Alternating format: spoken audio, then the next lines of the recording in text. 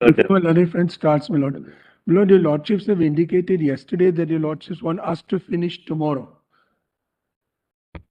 I think tomorrow was a little bit of an overstatement by me, maybe by. My lord, only thing I am worried about is, my lord, the allocation of time for people, because there are a large number of council. We don't know when we are going, and it should not happen at the last So minute. if you give us the order in which you are going to argue, Tushar? let's see. I think I tried to see, but there is not so much back and forth that it was very difficult for me. so. We'll Lord. see. My suggestion was, if I may say, my lord, whatever I could say, my lord, after me with Dr. Singhvi, because he was. I Then would Lord request for Vishwanathan. all, my lord, to kindly give everyone some time. That's all. Then Vishwanathan. But no repetition now. After the main arguments are done by the first 2 or 3 council, I think that will be. Oh, I thought. We won't take, we Oh, won't I repeat. thought, my lord. There is only one Cover a point. large portion. You came with different petitions, came Now with there's different one point. scopes, came with different areas. One point, which is what we've told the other side, one point we've told you. True. Therefore, we will not permit you to go here and there, certainly not. We won't, we won't repeat. To, Anand, having had the benefit of yesterday's deliberations, my lord, my note is confined to your lordship's queries yesterday, plus the objections in the counter and the additional counter by them, and a bit of international jurisprudence, my lord, and Fair in a enough. return. Whatever jurisprudence Lord, you'll you do. may at the appropriate time call Sir, upon and me, my lord. you can tender it in writing. We'll read it. we will tender in writing, but we won't repeat anything, my lord. All right, I'm fair saying is, Transgender Yes, right, 15 minutes. Fair enough. That's all right. We're not the sorts who will say that, look, now we're going to close shop and please go away. On the Well, lighter Lord, never does in any way. lighter side, the chief is far more liberal. I'm sorry, my lord. Chief is, I concede, chief is far more liberal in giving time. Yes, Than yes. Lordship never shut out. Therefore, I'm trying to assist the Chief Justice in this bench. And one of this is everybody will adhere to very limited period of time and stick to the point. Period. Point and not repeating. And not repeating. And Yeah. without not the prior repeating. written note. Lord, All only right, one let's thing, get my lord. started. Before my The lord, the prior petition, written note. Lord, before the petitioner starts, It's an outline, my lord. Lord, there is something which I need to place on record, my lord. GK. Your lordships need not read. I have given the copies yesterday to the other side. What is it? What it is, my lord, in continuation of my request that states be heard. Lord, page 5, directly your lordships may come. The Union of India has written letters to all chief secretaries that this is a matter, my lord, may I read that only? So now you have told them that this matter is going on. Yeah. Matter is going on. There are That's excellent. So that now, it's not that the states are unaware. You have informed them that if somebody has to say something, they'll. that would not, my lord, dilute my request that states should be issued notices. That's all. I'm, my lord, making it clear. That's So let me deal with that argument first before I go forward. No, not at all, please. We have a council on our legs. Please, no, not at all. Yes, Mr. Rodgi, no. Yes, my lord, I just want to deal with this argument of the state business. My lord, I am challenging, my lord, a central law.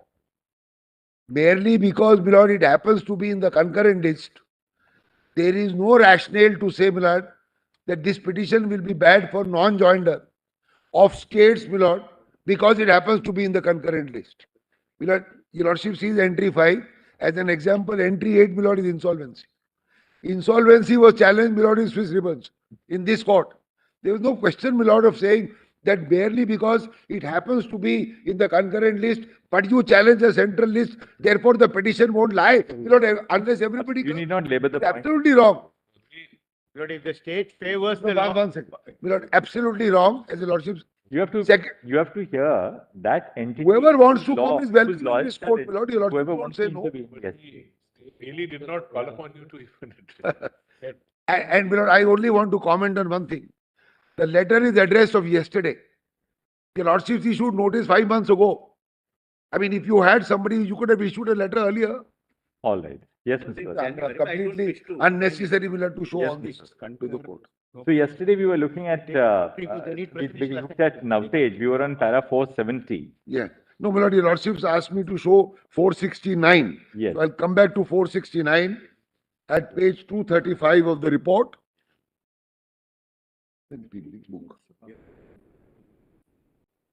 469. I had read 468, my lord. I will start with 469.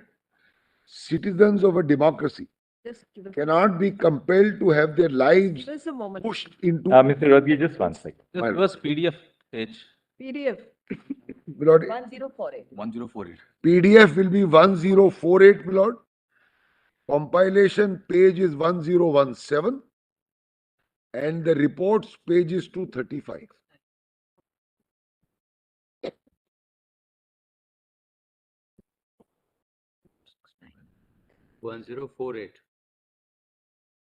Compilation is? Which compilation is this? Volume? Compilation 1. Compilation 1, my lord. Compilation 4. Compiling Compilation 4, volume 1.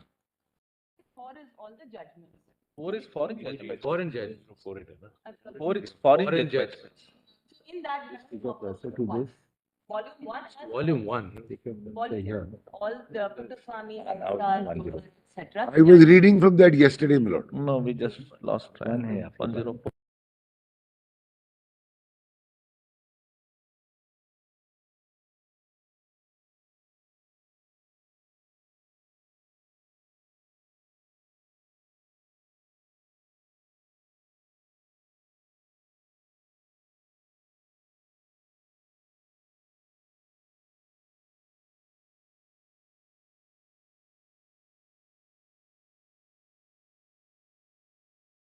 Your lordships have. 469. My lord, does Justice Call have it, my lord? Or? Yeah. Little improvement from My yesterday. lord, let me start with respect from 468, my lord. The contextually 468. We are encouraged by your lordships for your efforts, lords. Mr. Dwivedi, I hope you are also working on your iPad. I thought I'll get away. 468. See if it's persuaded me to do. I'll try to persuade my lords, my colleagues. The exercise of the natural and inalienable right to privacy entails allowing an individual the right to a self-determined sexual orientation.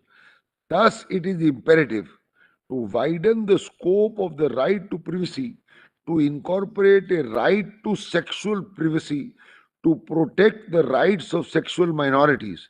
Emanating from the inalienable right to privacy, the right to sexual privacy must be granted, it's important now, the sanctity of a natural right and be protected under the Constitution as fundamental to liberty and as a soulmate of dignity. So my right now, my lord, is cast in stone by first the 9 judges and this.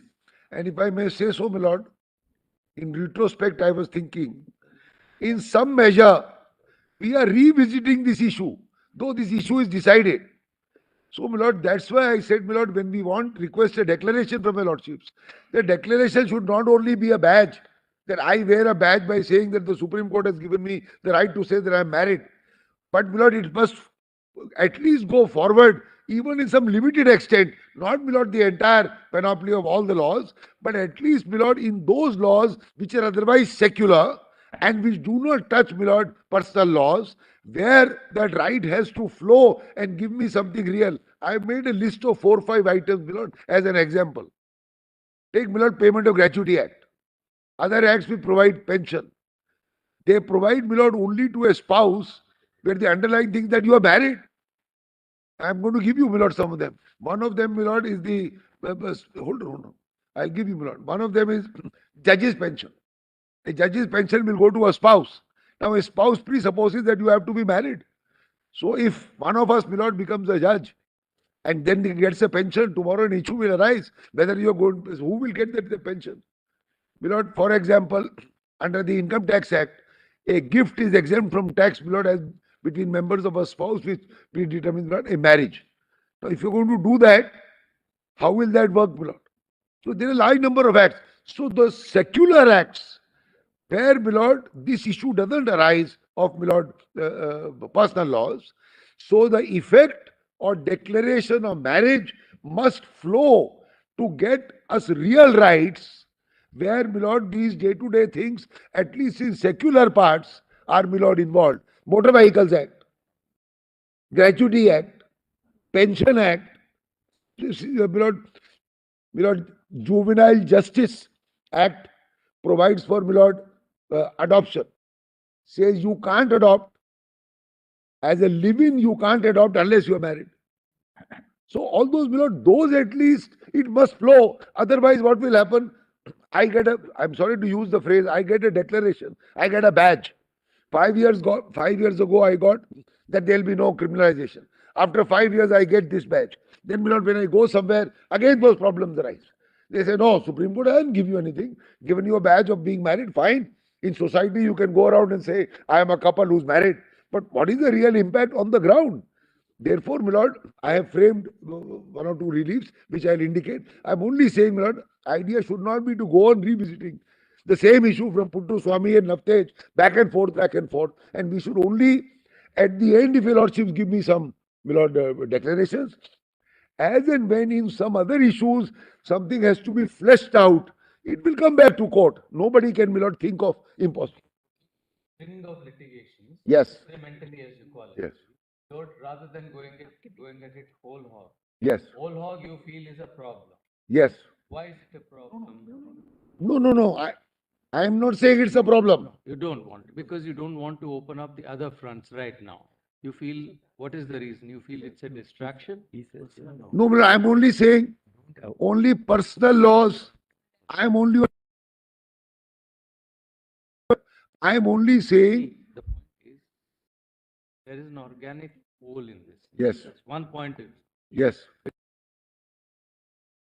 Get a declaration, then you say that in some of these, what you term as secular. Or I term them as secular, non-personal.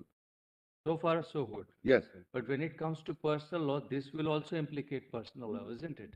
Because some of your Some of them will argue, my lord. Yes. Menka wants to argue. Therefore, You don't want. All right. you may not argue. You have strategic reasons why you will not argue. But this court will have to engage itself once more, twice more, maybe 3 times or 4 times more. Yes, absolutely right. Each one of these. The question is then we are not looking at it as a whole. We are looking at it in a truncated manner, which means that we, perforce, for the sake of, let's say, convenience or clarity, we say that we confine this declaration or whatever relief you are seeking to the Special Marriage Act, right? Which means that others who do not wish to or are not aware of this form of marriage, and I use these words very carefully, who are not aware of this form of marriage, of this going through the civil form of marriage, we can't presuppose, we can't assume that everyone knows this. They are denied this, right? Either they choose their religion or whatever. If they choose to, then they are out of this. So that is one aspect. That is Second aspect is they intersect with personal law even here.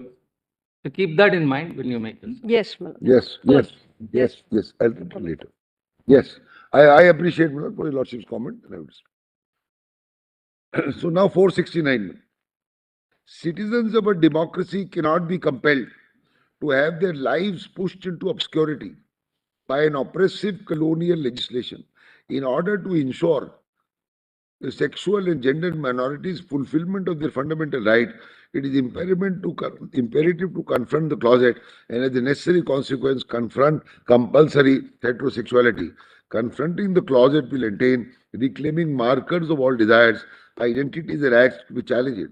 It also entail ensuring that individuals belonging to sexual minorities have the freedom to fully participate in public life, breaking the invisible barrier that heterosexuality imposes upon them. The choice of sexuality is at the core of privacy, but equally our constitutional jurisprudence must recognize that public assertion of identity found in sexual orientation is crucial to the exercise of freedom. But I submit 469 will fully apply, and instead of the words colonial legislation, we can use, the words colonial mindset.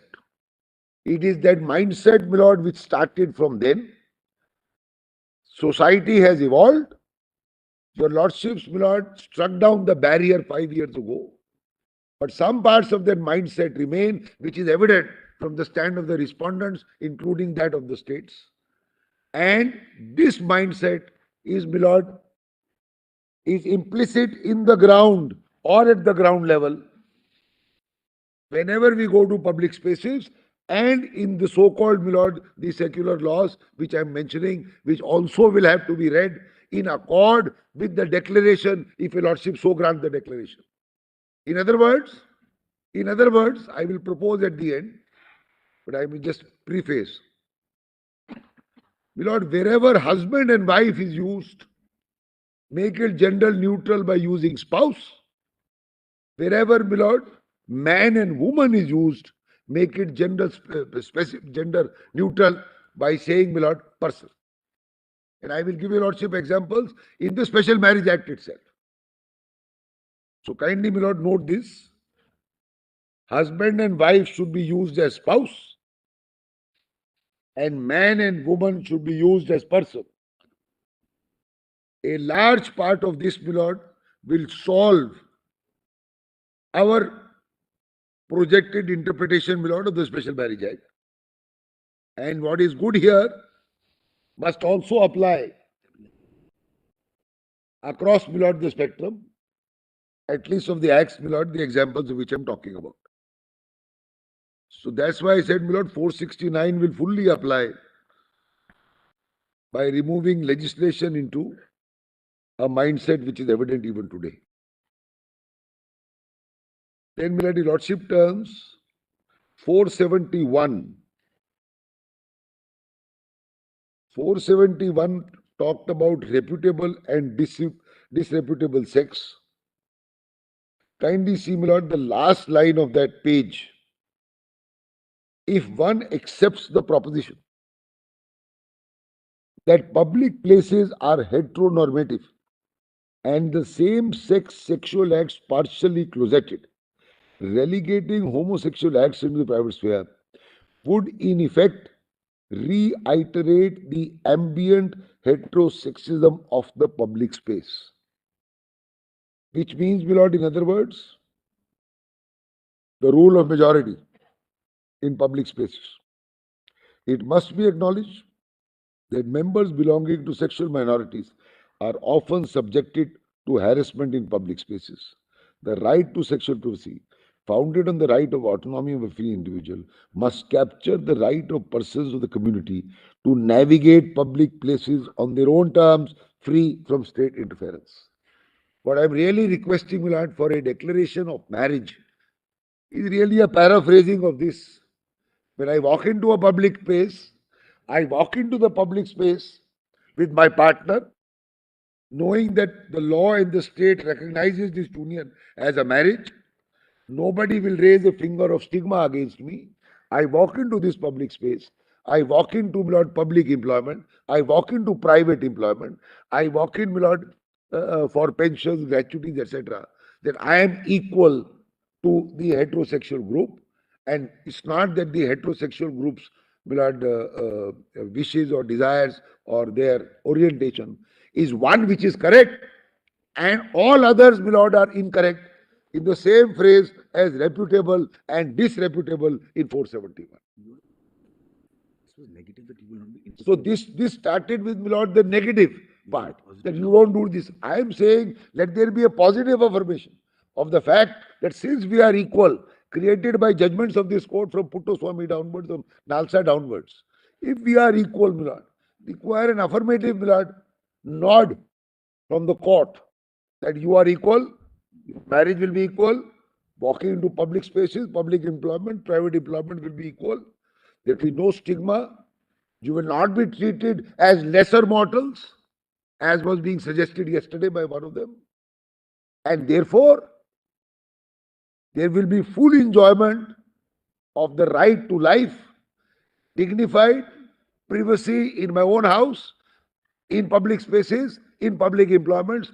That is what, my lord, that is the adversity which we are facing today. I am only trying to paraphrase the adversity which we are facing today. You go to a school, you write, my lord, parents, names, passports. All those things, my lord, create issues. All those things create issues. Because that's how, my lord, the concept has been. But concepts have evolved. We are not in the same position. I don't blame the 54 Act. My lord, when it was framed, that's how it was. But from 54 till today, my lord, we are 75 years down. Raghi, see what Brother Bhatt said. There will be moments, there will be incremental. Yes, I agree. They will take time. One fine day, everything cannot change. That must be kept in mind. I know, but my lord, some amount But of real. once, if you succeed, and the status of a marriage is recognized, and if somebody doesn't follow that status of the marriage in another thing, then it's I would say it's a violation of the order of the Supreme Court. If we agree with you. Yes, If that is the position, then certain other changes will take some I have no doubt. step But more time. my lord, I entirely agree. I entirely agree. But it should not be. I am at the absolute threshold. I am saying it should not be only, my lord, with that declaration that I go away. I should get some real benefit, don't call it benefit, some real filtering down of the effect of the order of this court. If you succeed, and it is held that under the Special Marriage Act, Yeah. this is a marriage which can be registered, that itself the registration is what you get. I appreciate, but my lord, in several acts, I mean, what I'm trying to say is, my lord, it's like saying that consequential effect will follow. It will. Something like that, my lord. If I may show, my lord, I have tried to frame, give copies. There may be. I have tried to frame in my own words. You are saying that the consequences of registration of the marriage The other side. videos will arise. Yes, yes, yes. Arise. But just kindly see, my lord, I have tried to frame it, subject to your lordship's pleasure. If I succeed, then I may get something like this.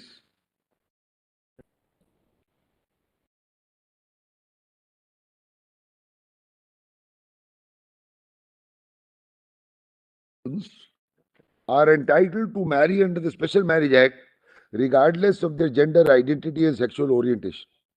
This is the main declaration. The court may be pleased to direct that the marriage will be solemnized under the provisions of the Act. This is an adjunct of item 1. The words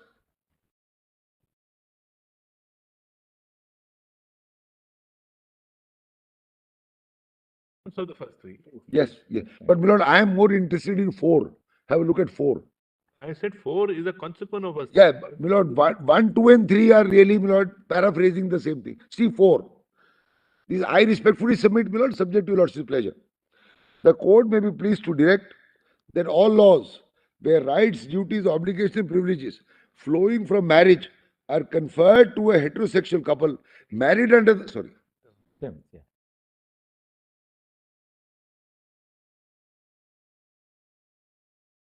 Same thing. But you are saying that you want a specific Explicit, declaration. So explicit, my lord. according to you, the area of litigation should not be so wide that it creates a problem. My lord. And though you're confining it to the special marriage, Yes, you are saying whatever the consequences of registration yes, yes. must be available I elsewhere. am very grateful. My lord, we spend a lot of time in very carefully drafting, Right. my lord, within the contours.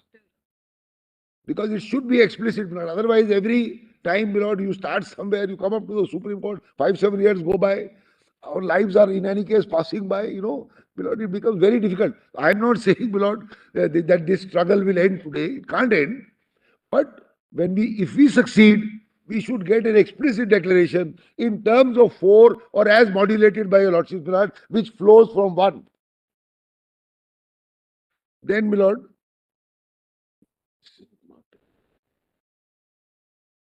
Mr. Rothi, perhaps you may want to look at para 478 and 482. yes, I was going to. My lord, I also wanted to read 472. 470. It's very important. Very important because of the heading. My lord, see, deconstructing the heteronormative framework. I am again and again, my lord, hitting this part because we are being buried under the pressure of the majority. Wherever we go, wherever we stand, wherever we apply, I am buried under that, my lord. Oh, look, this is abnormal. What is normal is what is majority. But that is not the law, my lord. That's a mindset. That is not the law, but that's a mindset which is troubling us, my lord, in our daily lives. This is only an example to say public space, this, that. But that's what is troubling us, my lord. Therefore, my lord, the importance is deconstructing the heteronormative framework. This is what I am driving at. In the absence of a protected zone of privacy, individuals are forced to conform to societal stereotypes. Puttaswamy has characterized the right to privacy as a shield against forced homogeneity and as an essential attribute to achieve personhood. So I have that shield. That shield must be made explicit that I will not, my lord, be traumatized or stigmatized only because I don't conform to the heteronormative majority. Then, my lord, after the quotation of Puttaswamy towards Placidum F, this court has recognized the right of an individual to break free from the demands of society and the need to foster a plural and an inclusive culture. The judgment of 4 judges in Puttaswamy said this. Kindly leave this, my lord. Kindly come to 474 for a few words.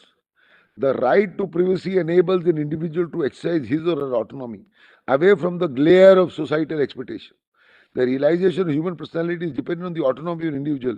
In a liberal democracy, the recognition of the individual as an autonomous person is an acknowledgement of the state's respect for the capacity of the individual to make independent choices. The right to privacy must be construed to signify that not only are certain acts no longer immoral, but there also exists an affirmative moral right to do them. I rely a lot on this part because the immoral part is now gone. So then the negative and the positive. That's how we have our constitution also have affirmative, Milad, roles. Then, Milad, there's a quotation by Richards.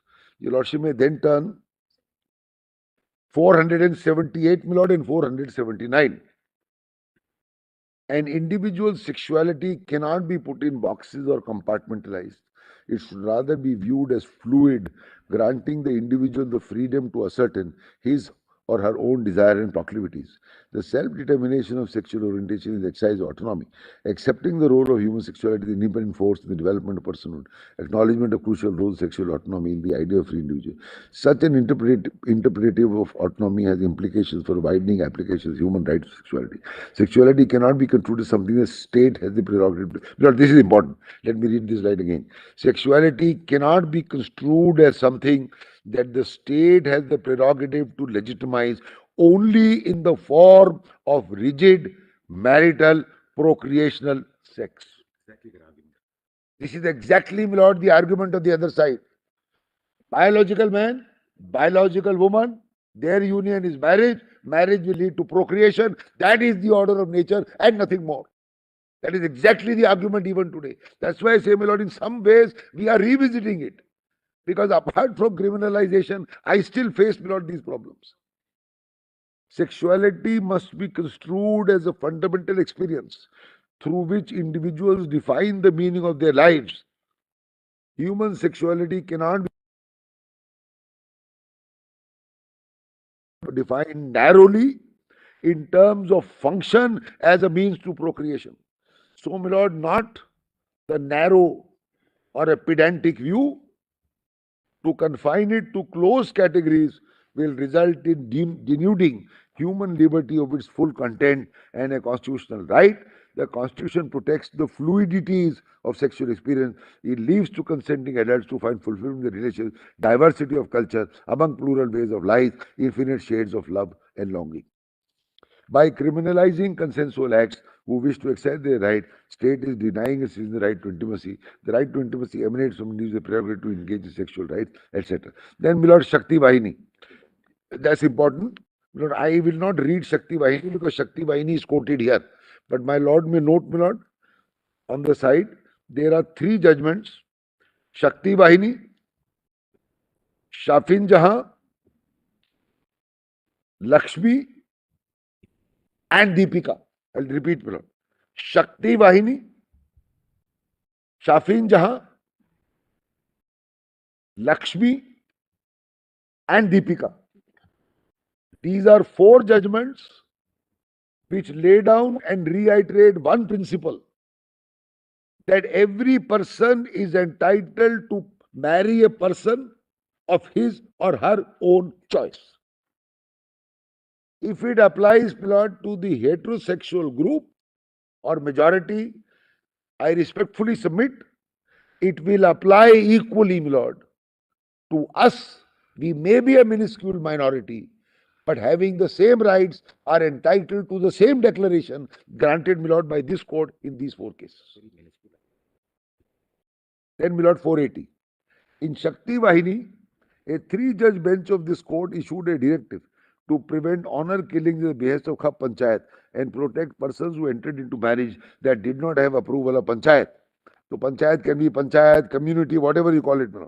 The court recognized the right to choose a life partner as a fundamental right. The learned Chief Justice held. When two adults consensually choose each other as life partners, it is a manifestation of their choice, which is recognized in Article 1921. Such a right has a sanction of constitutional law. Once it is recognized, the right needs to be protected, cannot succumb to the conception of class honor or group. Then, Milord 481, Shafin Jahan. Shafin Jahan, this court set aside a Kerala High Court judgment which annulled the marriage of a 24-year-old woman with a man of her choice in a habeas corpus instituted by the father. The court upheld the right to choose a life partner. The Chief Justice held expression of choice in accord with law is an acceptance of individual identity, curtailment of that expression and ultimate action emanating therefrom, or the conceptual structural of obeisance to society will destroy individualistic entity. The social values and morals have their space and are not above constitutionally guaranteed. One of us, Chandrachud J, recognized the right to choose a partner, the important facet. The choice of a partner, whether within or outside marriage, lies within the exclusive domain of individual.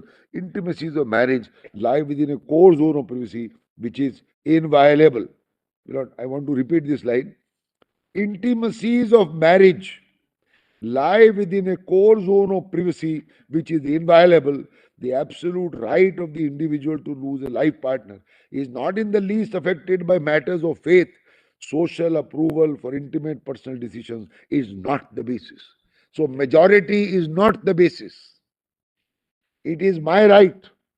If it is the right, my lord, of the heterosexual group, I would respectfully submit it is jolly well, my lord, our right, because we are, my lord, equal human beings entitled to the benefits of the Constitution in the same manner as anybody else.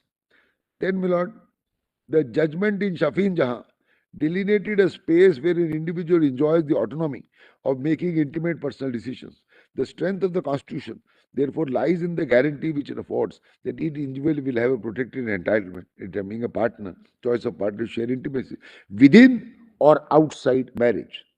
We are talking, my lord, of within today. Outside, my lord, in any case is available. In furtherance of the Rawlsian notion of self-respect, your lordship may see, my lord, last four lines of this para, just above platinum G. This institutionalized expression to love must be considered as an important element in the full actualization of the ideal of self-respect. Social institutions must be arranged in such a manner that individuals have the freedom to enter relations untrammeled by the binary of sex and gender and receive requisite institutional recognition to perfect their relations. Therefore, my lord, when I say I request for a declaration that we are married, we have to be married under this act, and the state will recognize and register. That, my lord, will be requisite institutional recognition, which will, my lord, follow from the court's declaration of the law under Article 141 and include, my lord, their acceptance, which will be followed by the acceptance of society. My lord, society accepts what the law is. Sometimes the law takes a lead. And I gave your lordship the example of Hindu widows' right to remarry act, which came in the 1800s. Their law acted with alacrity. The society was not ready. It's not ready, my lord, even till early 1900s. Widows remarriage. There, the law acted with alacrity. Here, we need, my lord, to push the society. Push the society to acknowledge us as equals in all respects, because the Constitution says so. and the moral authority of this court. It is not only legal authority, Milan. This court enjoys moral authority. It enjoys public confidence. Judgments of the court and the wisdom and the prestige of the court depends on public confidence. The public has confidence in the court. It's not a case where the public has no confidence, but they are bound to follow only because, my lord, there is a decree of the court. The decrees will be violated by people if people don't have confidence. So, my lord, we rely on the prestige and the moral authority of this court, apart from Article 141. That when the highest court of the land has said that there will be no 377, that you will have a right to marry, that there will be no discrimination in public places. It is that, with great respect, my lord, whether Parliament follows it up with the law or doesn't follow it up with the law, that is what will drive the society in times to come, 2 years or 5 years, whatever it be, to accept this group as a fully homogeneous group with their differences and diversities within one whole. As Justice Bhatt used the phrase, not one whole. That's how, my lord, that's what we are looking at. They want us to settle. My lord, my friend is right in saying, our parents have by and large accepted us. We are outside the closet. So we have gone through the process with our parents already, who belong to an earlier generation, to whom it was not the norm as we understand, because the closet was not opened 50 years ago. They have accepted. They want them to settle. They want them to have a family. They want them to have the same recognition, my lord. They don't want them to be ostracized. That the children are ostracized and the parents are ostracized. Oh, you have children who are not normal. So the ostracism will reach there also. It may reach their close friends. All that, my lord, has to be wiped out if the constitutional goal of the preamble, as reiterated by this court in Nalsa, Puttuswamy and Navtej, my lord, have to be given full effect. These petitioners, their parents. My lord, in my case, the first case, the ceremony was conducted by the parents, my lord, 10 years ago. So they also, my lord, went through some kind of transformation or whatever you may call it. By more people. Yes. Yes. And they had a reception in their home. They had a reception. In their hometown. They had a reception. Some people, my lord, I have read, because you can't get married here, they go abroad and get married. Get a certificate from there. So there are all kinds of, my lord, situations. Small town, 30 miles. Yes, this was a small hometown. Yes. 30.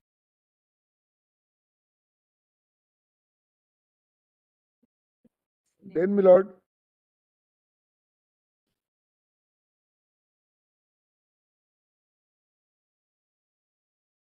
now, my lord, something very important. Kindly turn, my lord, to para 553.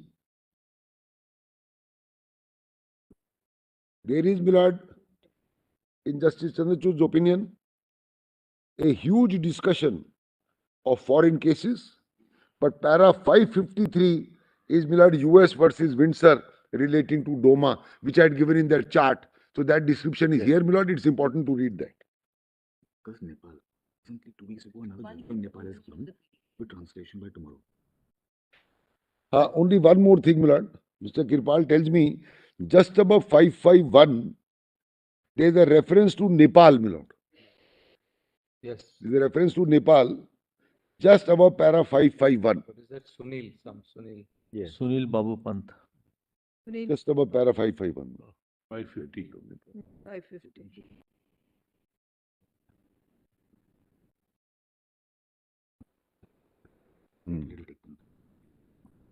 Lord, we'll get this translation tomorrow. A judgment was. This is a court. Fine. After this, another. After this, my lord, another thing has come yesterday 2 weeks ago. or 2 weeks ago. We are going to translate it and, my lord, try and give it to your Nepal office. Supreme Court. Yes, ma'am.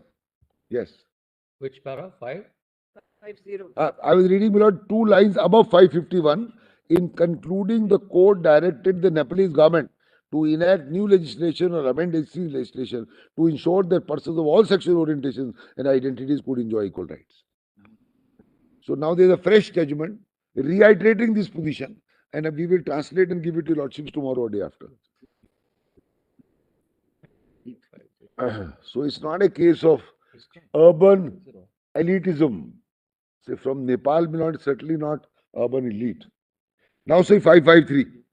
In 2013, in the US versus Windsor, the US Supreme Court considered the constitutionality of Defense of Marriage Act DOMA, which states that for the purpose of federal law, the word marriage and spouse referred to legal unions between a man and a woman. Windsor, who had inherited the estate of her same-sex partner, was barred from claiming federal estate tax exemption for surviving spouse since the marriage was not recognized.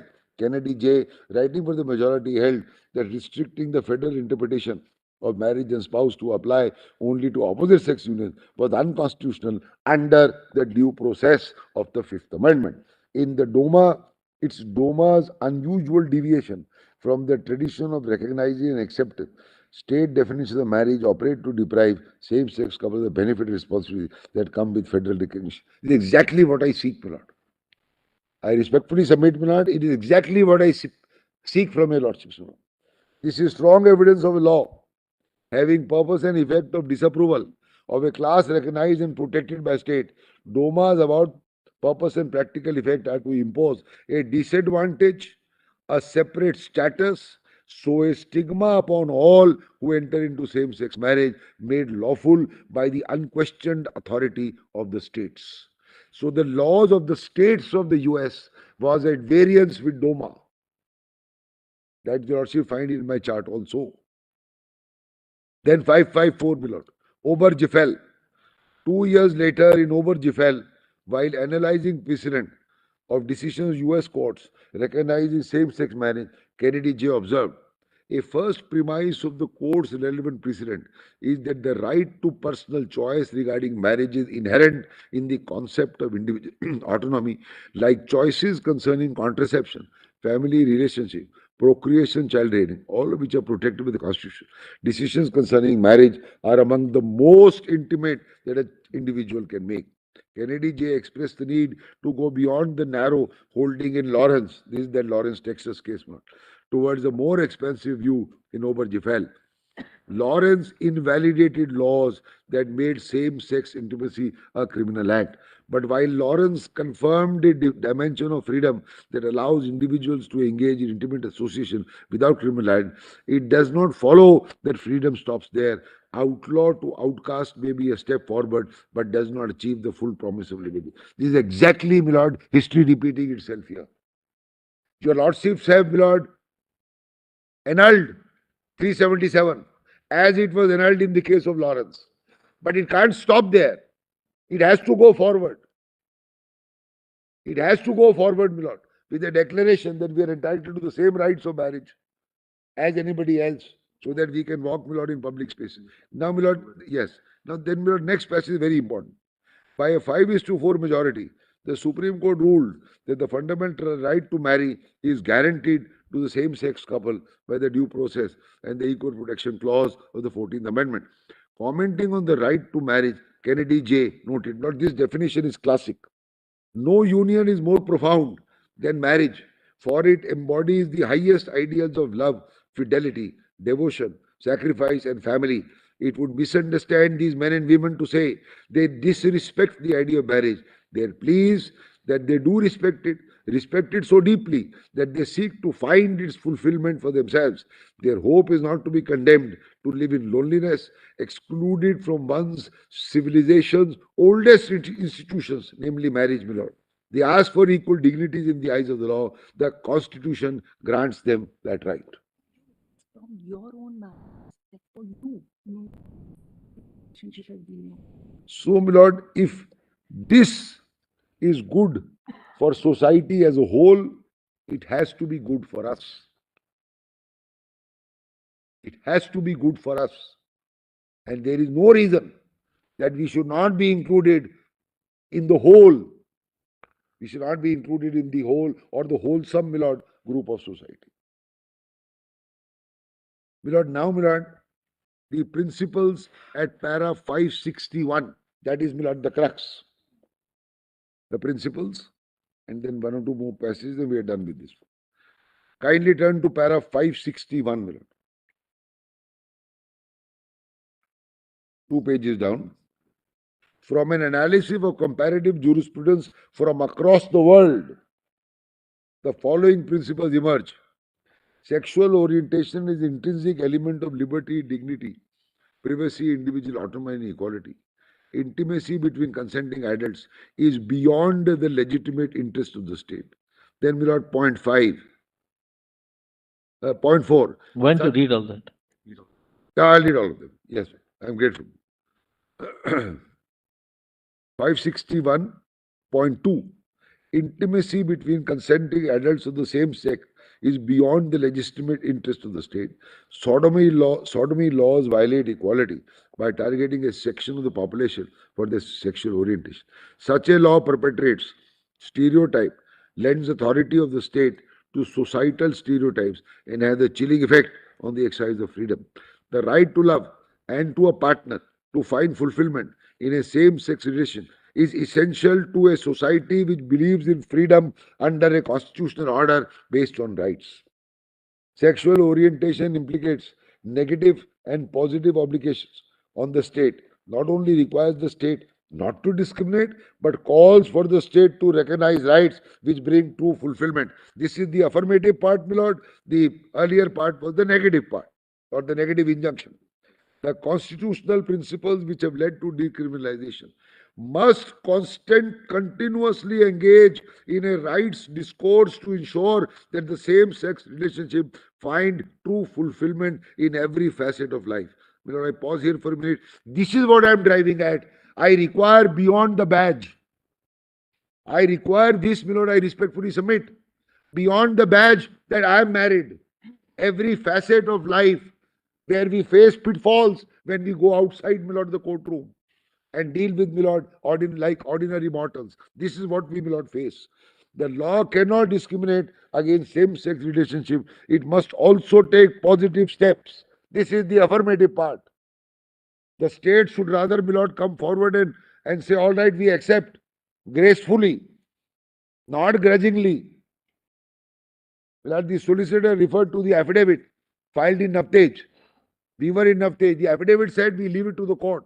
But the court commented on it in Navtej that we wish that you should have taken a stand, just leaving it on our shoulders.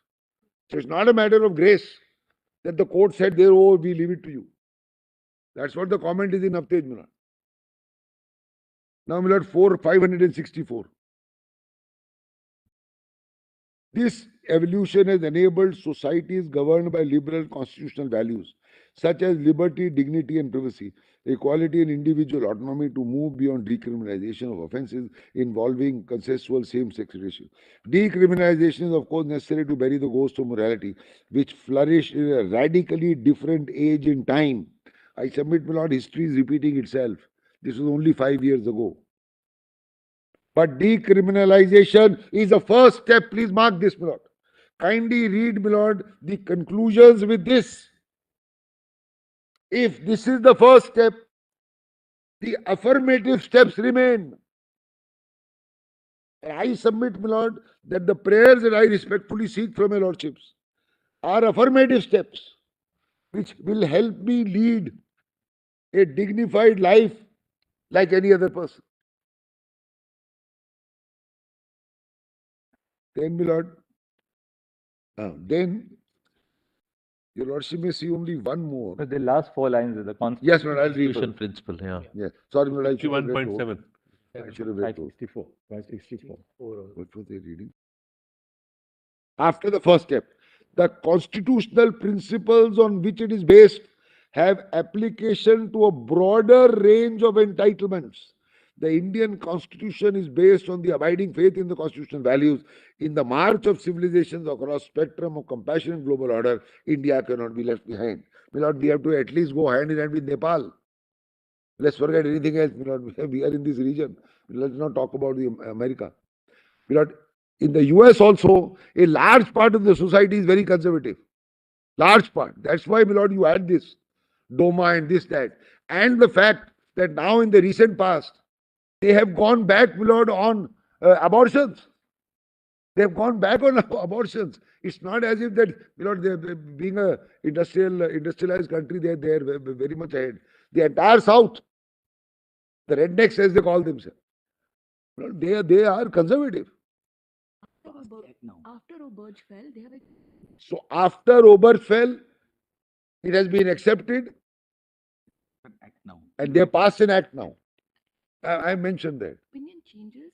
So things change when the moral authority of an institution says that this is how, please, you look through this prism of gender neutrality. Do not look through the prism. Sorry to go back. This Victorian morality issue, my lord, came in 1800s when, my lord, Mr. Macaulay framed this law. You go back to Indian text for hundreds of years, my lord, you go to Khajuraho, go to other places. You see, my lord, these acts are depicted on the walls for thousands of years. That remained, my lord, the concept of morality. It was not, my lord, this Victorian morality which was in India for 1000 years. Our morality was very, very different, far more advanced, not Victorian, not stereotyped, not stigmatized in this form, not, my lord, this formal thing. You can go to so many places and see. But when, my lord, it changed, we have had a succession from, my lord, Lodi dynasty. Lodi Gardens, my lord, dynasty, 1000 years old. Then came, my lord, the Mughal dynasty in the 1500s, when Babur came. Then came the British. They occupied India. They imposed, my lord, their code and their moralities.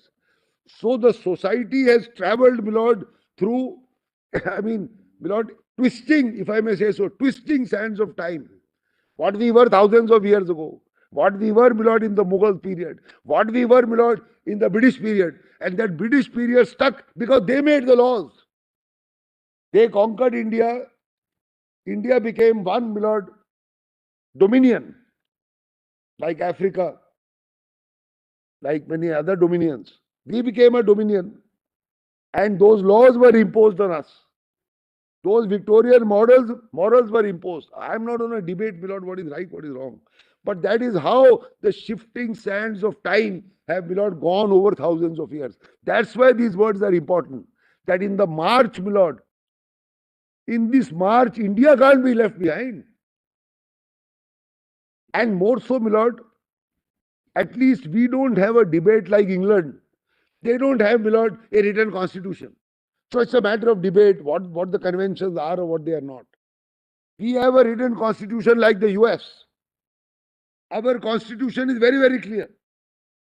And this, my lord, golden thread, if I may use again, my lord, the preamble 14, 15, 16, 19 and 21 is now cast in stone by several judgments of this court on secularism, pluralism, constitutional morality, no right, my lord, of the heterogeneous majority to steamroll the minority. And in the recent past, we start from Nalsa. I can go back, my lord, to a large number of judgments. But then that debate, my lord, will unnecessarily go on. We don't need that because there is no discordant note. Wherever there was a discordant note, my lord, your lordships have corrected. MP Sharma had a discordant note. And MP Sharma is of the 50s and 60s, my lord. Your lordships have corrected. My lord, the Chief Justice, my lord, also corrected. ADM Jabalpur. It's a discordant note. One discordant note, MP Sharma, another discordant note. They have been corrected by this court. So, my lord, this court has proceeded in the last 70 years, by and large, on one track, upholding the values of the Constitution, talking about constitutional morality, talking about the fact that if one man, my lord, is discriminated, he can come to the Supreme Court, notwithstanding that, my lord, hundreds and crores stand one way. One man has the right to come to this court and he need not wait for Parliament. Because this court is the guarantor, my lord, and the protector of fundamental rights. The lordships have said repeatedly. Repeatedly. I mean, you don't need to cite cases of that. So if that is, my lord, the position, and India has to go forward, this court takes the lead with its moral authority and legal authority in providing a declaration saying that this is the next step after 377. Look, Mr. Society, this is the norm. Follow this norm. Remove the dogma. Remove the stigma. That is why, my Lord, your Lordship said, give wide publicity. That's not normally, your Lordship don't say that normally. The reason is you are dealing, my Lord, with something which is a little out of the normal. It's not, my Lord, a case of property or, my Lord, money going here or something. It's not one of those cases. It's a very different case. So the obligations, my Lord, rest heavily on this court because of its moral authority and the public confidence in the court, more than, my Lord, the legal part. Now, my Lord, para 600 is very important. Kindly turn to para 600 and 601. And then, my Lord, 2-3 more paras, then we are done with this. And the last para of Justice Indu Malhotra, which I will read, my Lord, that we owe an apology, etc. But, my Lord, para 600. Constitutional morality requires in a democracy the assurance of certain minimum rights which are essential for free existence to every member of society. The preamble to the Constitution recognizes these rights and liberty of thought, expression, belief, faith, and worship, and equality of status, of opportunity. Constitutional morality is the guarantee which seeks that all inequality is eliminated from social structure, and each individual is assured of the means for reference rights guaranteed. Constitutional morality leans towards making Indian democracy vibrant by infusing a system of brotherhood. That is, your Lordships are now talking about fraternity. This brotherhood takes you back to the principle and phrase fraternity, my Lord, in the preamble. Brotherhood comes from fraternity. There is no other phrase of brotherhood in the Constitution. Your Lordship may only note, fraternity comes, my Lord. Fraternity and brotherhood is the meaning of one or the other and is relatable to the Constitution. Class, race, of brotherhood among a heterogeneous population belonging to different classes, races, religion, culture, caste, and section. Constitutional morality cannot, however, be nurtured unless as recognized by the preamble. So, my Lord, emphasis on the preamble, which became a part, my Lord, was declared as a part of the Constitution. There exists fraternity which assures and maintains the dignity of each individual. Then, my Lord, Dr. Ambedkar's decision fraternity. Kindly turn to 601.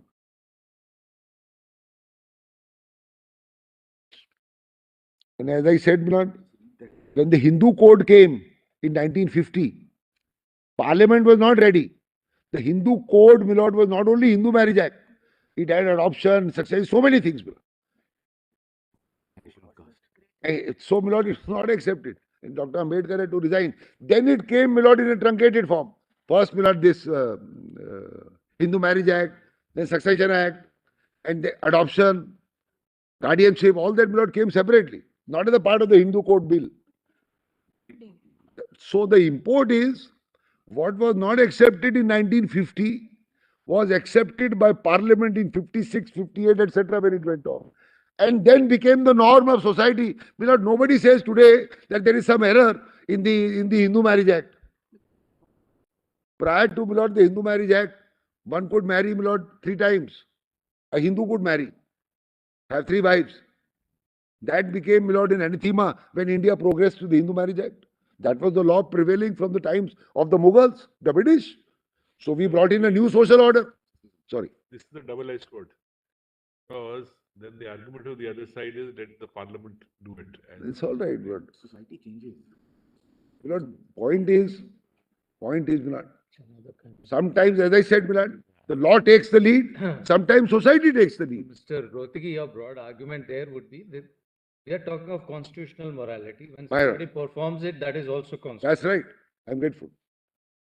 And, my Lord, the simple answer is this, to this query being raised again and again.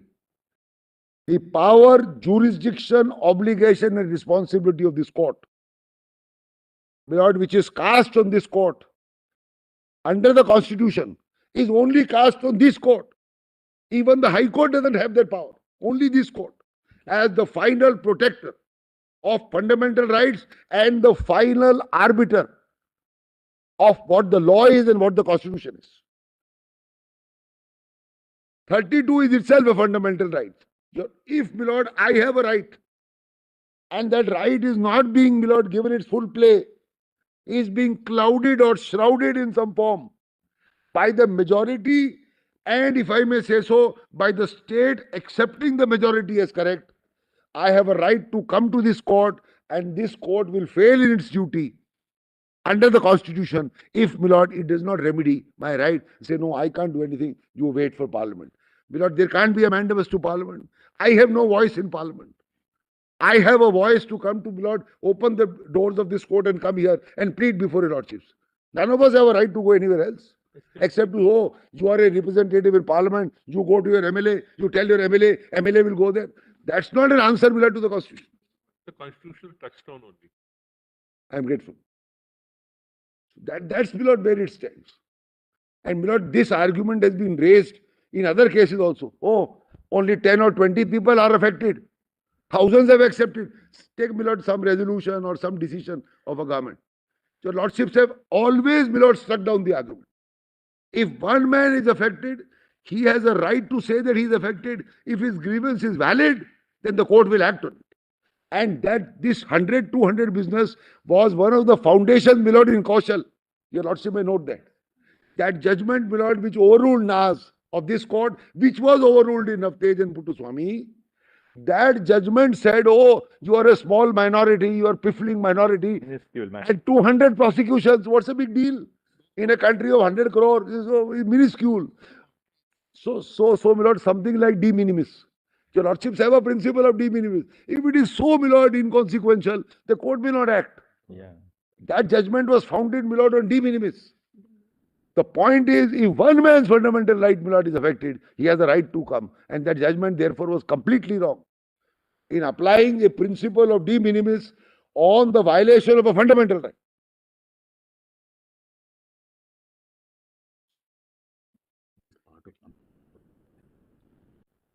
My lord, in Shafin Jahan, there is a passage, Lordship Justice Chandrachud, reminding the High Court that you cannot, my lord, go with just, my lord, this majority. I said, my lord, I'll show that. No, all right. Let me read Ambedkar. Mr. Kirpal wants me to read. My lord, always good to read. My lord, para 600 at the bottom of that page. Yes. 600. Man who faced discrimination himself. Yes, of course. My lord, your lordships are aware in London, wherever, my lord, famous people have lived, their names are, my lord, in a blue plaque on a building that here lived, say, X or Y. And one of those houses is where Dr. Ambedkar lived. With that blue plaque. They give the period where so-and-so lived, whether it's a Churchill or whoever it was. That's what the Ambedkar. An ideal society should be mobile, should be full of channels for conveying a change taking place in one part to the other parts. In an ideal society, there should be many interests consciously communicated and shared. There should be varied and free points of contact with other modes of association. In other words, there must be social endomosis. What does that mean? Endo-osmosis. This is the fraternity, which is also another name for democracy. In his address, last address to the Constitutional Assembly, he defined the fraternity as a sense of common brotherhood of all Indians. As in the social and economic plane, Indian society was based on graded inequality. Dr. Ambedkar had warned in clear terms, without fraternity, liberty, and equality cannot become, equality cannot, and therefore is this, that way, cannot become a natural course of things. It would require a constable to enforce them. Without fraternity, equality, and liberty, there will be no deeper than coats of paint. Constitutional morality requires that all citizens need to have a closer look at and understand and imbibe the broad values of the Constitution, which are based on liberty, equality, freedom. Constitutional morality is thus the guiding spirit to achieve transformation, which above all the Constitution seeks to achieve. The acknowledgement carries the necessary implication. The process through which a society matures and imbibes constitutional morality is gradual, perhaps interminably so. Hence, constitutional courts are entrusted with the duty to act as external facilitators. Very important phrase, my lord. To act as an external facilitators and to be a vigilant safeguard against excesses of state power and democratic concentration of power. This court, being the highest constitutional court, has the responsibility to monitor the preservation of constitutional morality as an instrument of fostering conditions for human dignity and liberty to flourish. Popular public morality cannot affect the decisions of this court. I would like to add also, my lord, cannot defer the decisions of this court for the legislative process. Then we'll add 604 on the next page.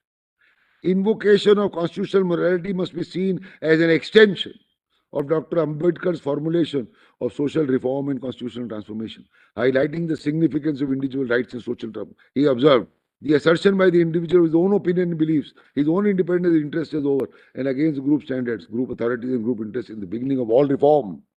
So, my lord, reform is also a continuous process. Society has gone through a large number of reforms, from widows, from child marriages, from this, that and the other. Now, my lord, 606.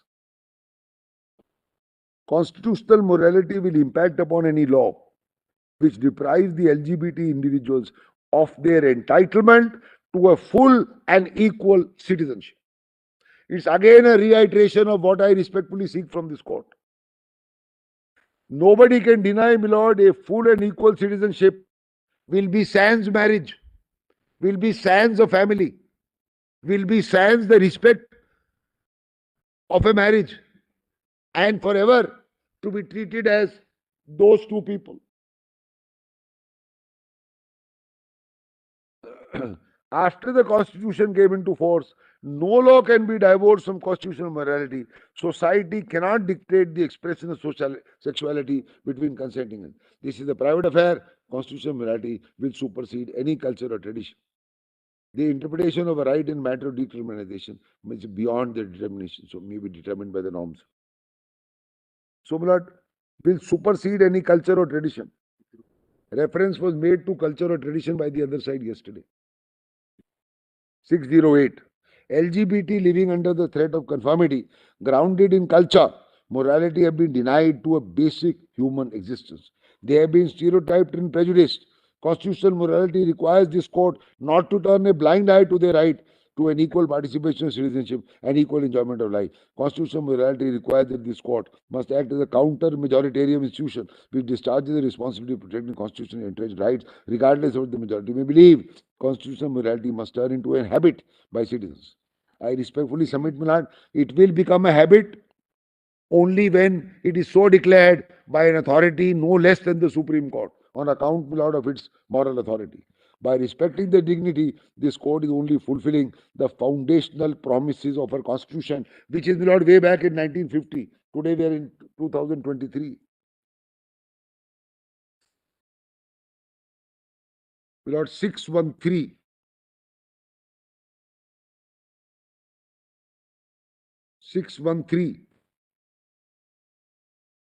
Now, my lord, 613 will apply equally to the next step, namely marriage. The choice of a partner, the desire for personal intimacy, and yearning to find love and fulfillment in human relationships have a universal appeal, straddling the age and time. In protecting consensual intimacies, the Constitution adopts a simple principle. The state has no business to intrude in these personal matters, nor can societal notions of a heteronormative regulate constitutional liberties based on sexual orientation. Actually, my lord, most of this applies not only to, my lord, decriminalization, applies to our position today. Maybe it had been argued then, maybe it would have been done then, because this is the basis. I am not invoking any new basis, my lord. The basis is already set. It's already the law of the land. But it stopped at decriminalization because that was the issue then. But my lord, Nalsa, Puttu Swami and this, and the basis and the groundwork cemented by this court is the groundwork for the declaration which I seek, my lord. I seek no more. I don't seek any extension. It is already here. Everything is here. C615, my lord. Second line. In addressing the LGBT rights, the Constitution speaks as well to the rest of society. In recognizing the rights of LGBT, the Constitution asserts itself as a text for governance about the dominance of sex, which promotes true equality, does so by questioning prevailing notions about the dominant of sexes and genders. In its transformational role, the Constitution directs our attention to resolve the polarities of sex and binary gender. In dealing with these issues, we confront much that polarize our society. Our ability to survive the free will depend whether constitutional values can prevail over the impulse of the time. That is of the current times. My lord, 616. 158 years is too long a period for the LGBT to suffer the indignities of denial that has taken 68 years in after the advent of the Constitution. Is a sobering reminder of the unfinished task which lies ahead.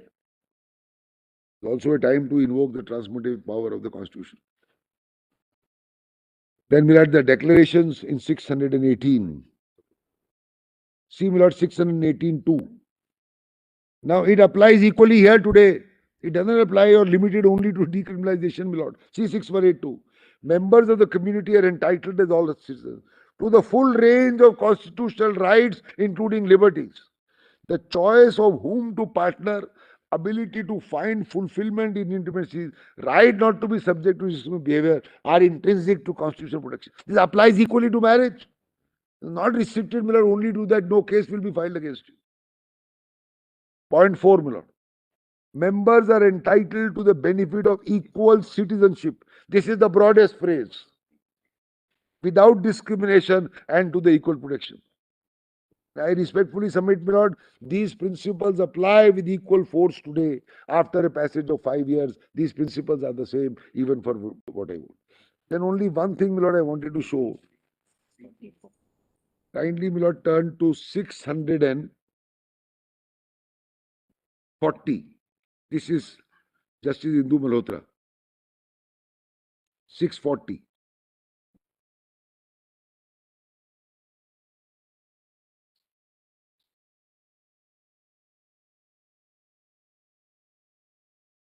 Actually, my lord, it is similar. Your lordship may note, I don't want to read it. 640, 641. 640.2.4 may be seen, my lord. So, my lord, it's the same thing in paraphrasing in different words because of a different learned judge. 642.4. Sexual orientation is innate. It is an important attribute of one's personality and identity. Homosexuality and bisexuality are natural variants of homosexuality. LGBT have little or no choice over their orientation. This is very important. So it's not, my lord, an elitist concept that I have acquired something today. It is innate. I have little or no choice. LGBT, like other heterosexuals, are entitled to the privacy and the right to lead a dignified existence without fear of persecution. So it's not prosecution only, it is persecution. They are entitled to complete autonomy over the most intimate decisions relating to personal life, including the choice of partners. So, my lord, it will include a sexual act, it will include companionship, it will include marriage, it will include family, it will include walking in public and other spaces. Then, my lord, right to privacy is 640.3. 640.3.3, your lordship may mark placetum E. The right to privacy is not simply the right to be let alone. It has travelled far beyond that. It now incorporates the idea of spatial privacy, decisional privacy, or privacy of choice, extend to the right of fundamental personal choices, including those relating to sexual conduct. So, my lord, right to make a fundamental personal choice, not limited to sexual conduct, will include willy-nilly will include, my lord, marriage. And then after life, right to health, my lord, your lord, she will have, my lord, 644. I wanted to read that, my lord. 644.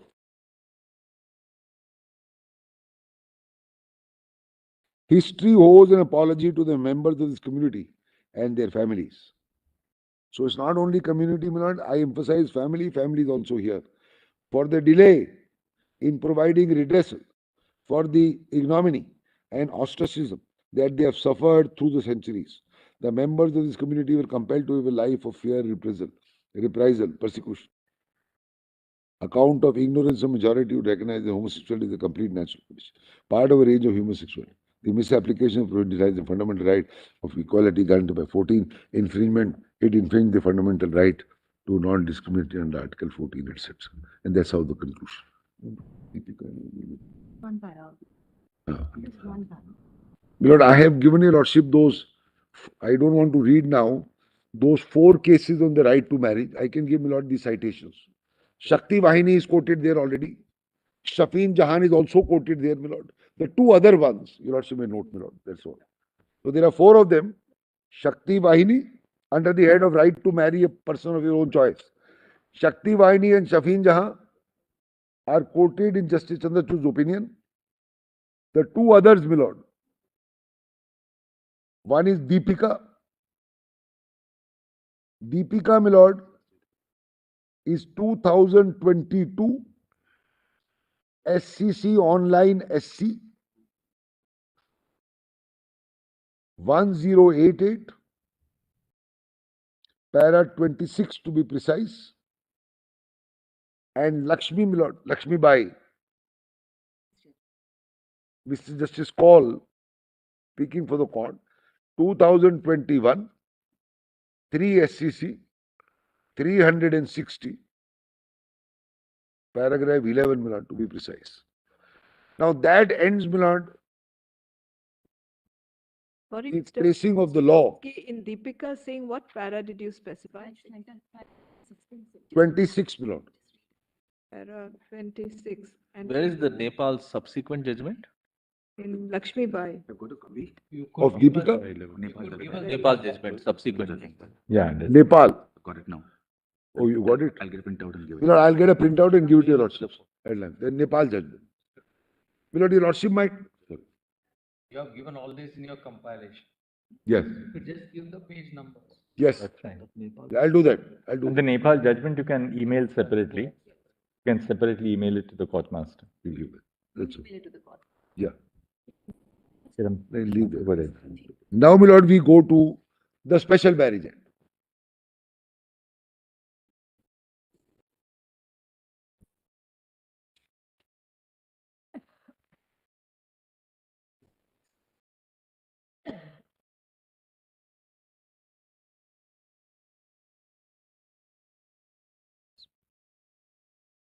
Kindly see, my lord, section 2, B.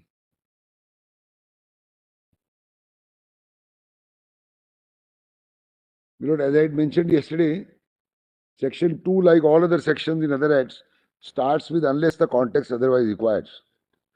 So, there is elasticity as a measure of a legislative tool to alter the definitions if the context requires, my lord, because no act can look at all the situations which may arise.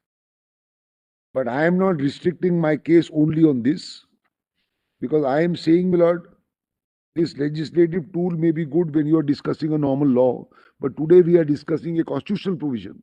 And if the constitutional declaration is granted, then all subservient law, all laws are subservient to the Constitution. They must then be read in conformity with the Constitution. It is on that principle that I am going. This, unless the context is, my lord, for normal legislative issues. So now, my lord, please see 2B. Degrees of prohibited relationship. A man and any of the persons mentioned in part 1 and a woman and any person mentioned in part 2 are within the degrees of prohibited relationship. So let's see, my lord, part 1. A man with a person in part 1 will be prohibited. So kindly turn to part 1 of schedule 1 at the end of the act.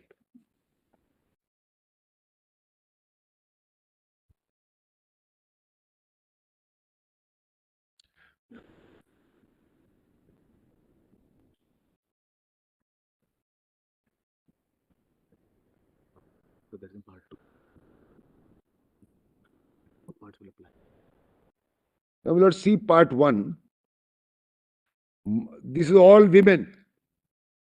So prohibition is that a man will not have a union with all the persons named in part 1, and similarly a woman will not have a relationship and will be prohibited from having a relationship with the males mentioned in part 2. Because it's what exactly the same thing. Now technically, Lord, father is missing in part 1. I am just posing a question. So a man cannot have a relationship with all those who are named in part 1 who are women. But technically it can include a father. I am only saying technically. Similarly, my lord, in part 2, a woman cannot have any relationship with all the males mentioned in part 2, but technically it include a mother. My lord, it's not there. It's just a conundrum, my lord. But my lord, if you read it now, the way I am saying, if you read it the way I am saying,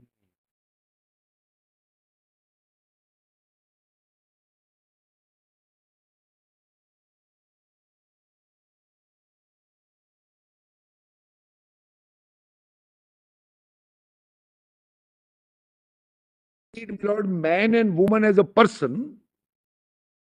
So a person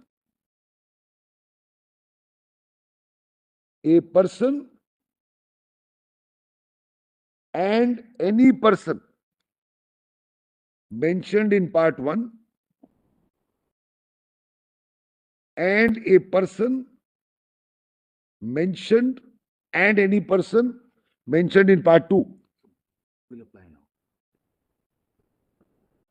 So both will apply now. Both parts. They'll be both cumulative. Correct. Club them. Correct. You're saying club them. So what you want to read it as, Mr. Rohtgi, as one understands, is a man, instead of a man, any person or any of the persons mentioned in part 1 and 2 of the said schedule. Simple. This is what you're saying. So, according to you, if two men are getting married under the special, Consequently, my lord, once it is person, then 1 and 2 will coalesce and become one. But in fact, it is better reading. If it becomes one, part 1 and part 2 will coalesce into one list. And then so if it's two men getting married, it's not just part 1 which will apply.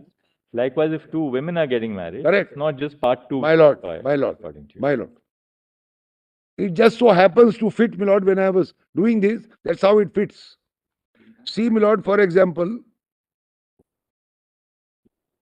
But this is also a tacit indication that the Special Marriage Act didn't contemplate people of the opposite sex getting married, actually. Oh, sorry. I meant same sex. my lord, Same sex. ultimately, my lord, Yeah. one can say you're doing violence on the conventional. It was 1954. No, one can say you're doing violence by doing all this. But, my lord, if this has to conform to the constitutional declaration, it has to be this. Otherwise, this will become unconstitutional if the declaration is granted. We don't want it to be unconstitutional. We want to utilize it. Actually, I was telling brother that one of the relation I just saw is sister's daughter. Yes. Column 30. But in many communities, in many Right. areas, it is almost an intrinsic right to Right. There is a proviso. Custom, yeah. There is a So proviso. therefore, we are such a varied country that Yes, my lord. there are Lordship is right. instances which are right. This Section 4D proviso, which talks of where it's Custom. permissible under custom. That is saved. I was only flagging. That is even saved. these Justice Bhatt is right, my lord. If your lordship very sees. difficult. I'm saying it's very difficult to put down in hard words where you have such a varies. Yeah. norms and customs and Now, my lord, kindly see section 4. Very fluid. Conditions relating to solemnization. Now, 4.1 refers to person. So there is no problem. 4.1a also refers to a spouse. B refers to party, no problem. They are gender neutral. Now see C, my lord. C has males and females. You leave it as it is. If two men are getting married, it is 18. If two female or 21. If two females are getting married, it is 18. You don't need to change it. My lord, see, this is only sees, my lord, C. The whole idea is that you go beyond your. Yes, say, yes. Then again, why? Why revert to male it, and female? see, Then then you are it saying becomes- person. You're flitting in and out. Yes. When it comes to prohibitions, for one, you revert back to your, and then if there are problems when it comes to transgender persons. Yeah. Yes, yes, yes, yes, yes, yes. Now, my lord, for example, Then you have to read it like that. Person. Yeah. So how would you read? only thing is, sorry. How would you read, say, if you were to substitute the word male and female? You would say. Now, so, my lord, one way to read is a person. Yes. If you read it as a person, then it will give a dual age. What will be 18, what will be 21? Then. That be the problem. I mean, I don't mind reading it as a person. So it will be a person is completed 21. No, it can't. And the person is, So for the purposes of the main part which you seek a Yes. definition of, where it's a person, for the main part, my lord. it's a person. Yes. Neutral in the sense Right, that neutral. it is gender neutral. But for C, for purposes of C, you have to, you say we will. So you retain male and female because there are two ages, my lord. But then you are addressing only. But you only addressing male and female. My lord, there is a proposed bill to increase 18 to 21. Right. There is already a bill because they find that 18 is also too low. Right. For child, my lord, marriages, 18 is also too low. So they want to make it 21. The moment 18 becomes 21 for women, That's a slightly dangerous argument. Then. no, I'm only indicating. My lord, it's not an argument. In fact, interestingly, before just Narsma and me, this part that the female shall be the age of 18 years was challenged by Mr. Ashwini Upadhyay. Yeah. And we dismissed the petition saying that if we hold that that part is unconstitutional, there'll be no minimum age of marriage for women at all. A 4-year-old girl can then get married. So we said, therefore, look, we'll not. Your lordship may read it up. Ashwini came here. So Remember? this is the second.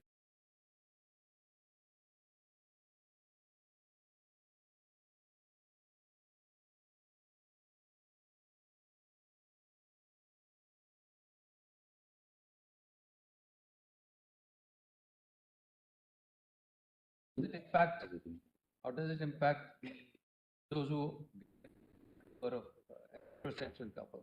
Because then you will be looking at this interpretation in a different. Yes, yes, absolutely right. Because we can't forget the heterosexual group. That's right. Because they can also get married. So we can't forget it. So keep that and keep it as it is.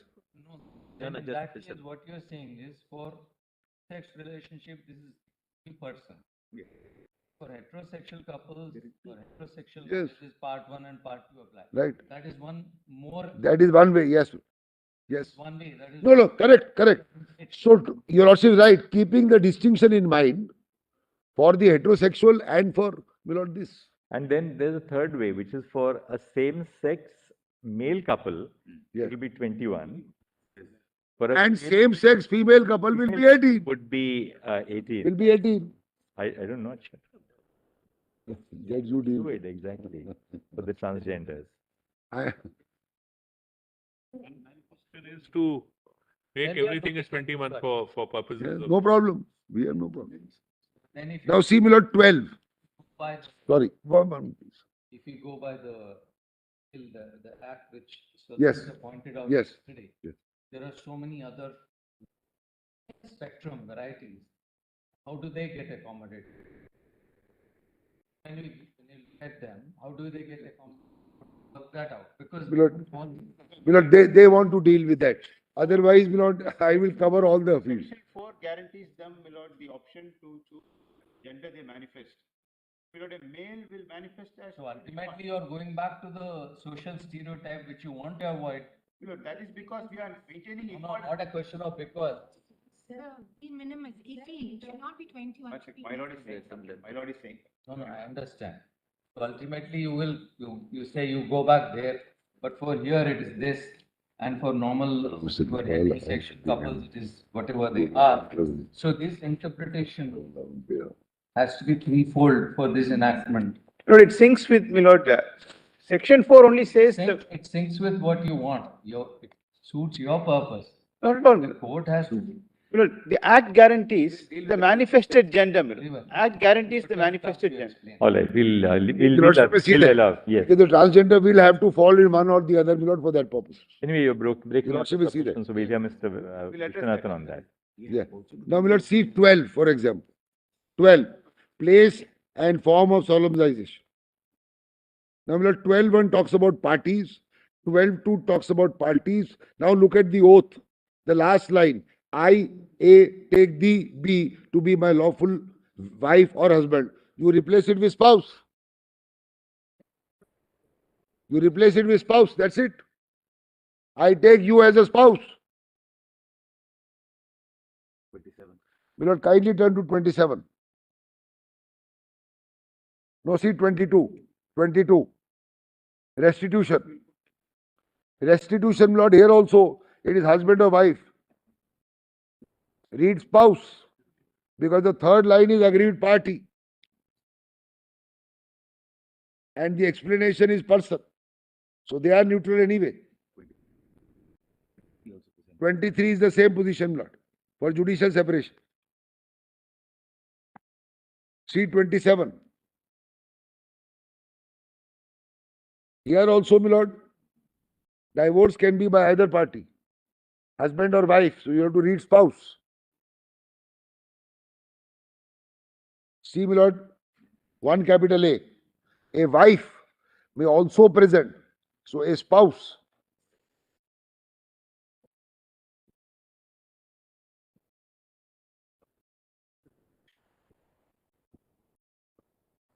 Spend it then.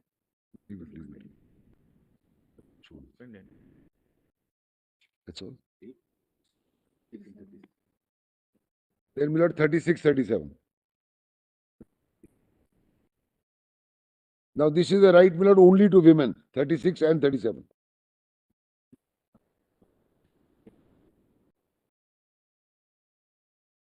Actually, my lord, apart from anything else, so many years have gone by that this would be otherwise unconstitutional today.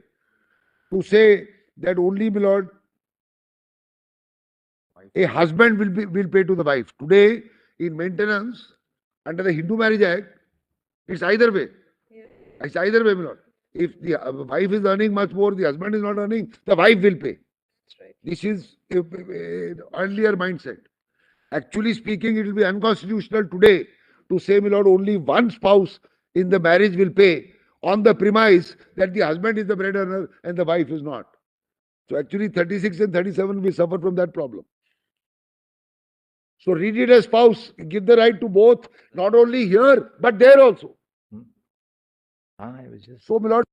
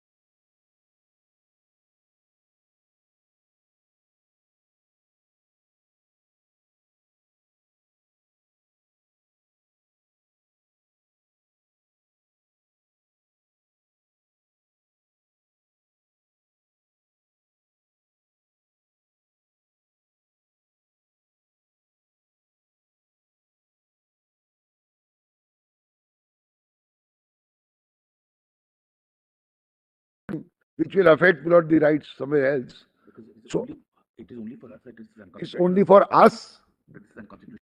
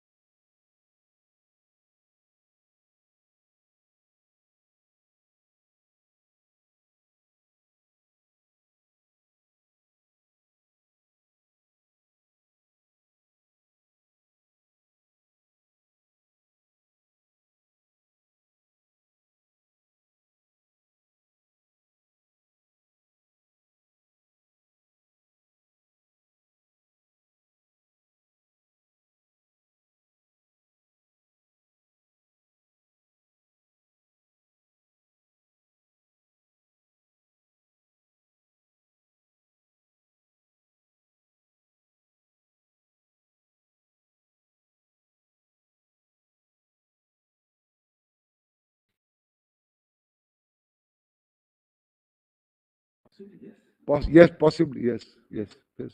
So it has to be. This is what I was Yes, pointing. yes. How do you deal with this 27-1?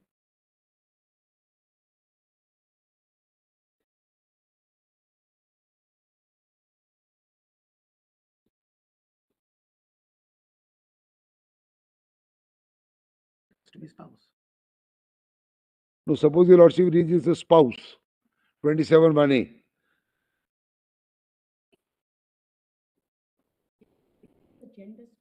Sodomy is bestiality or not? Problem is bestiality also in it. Huh.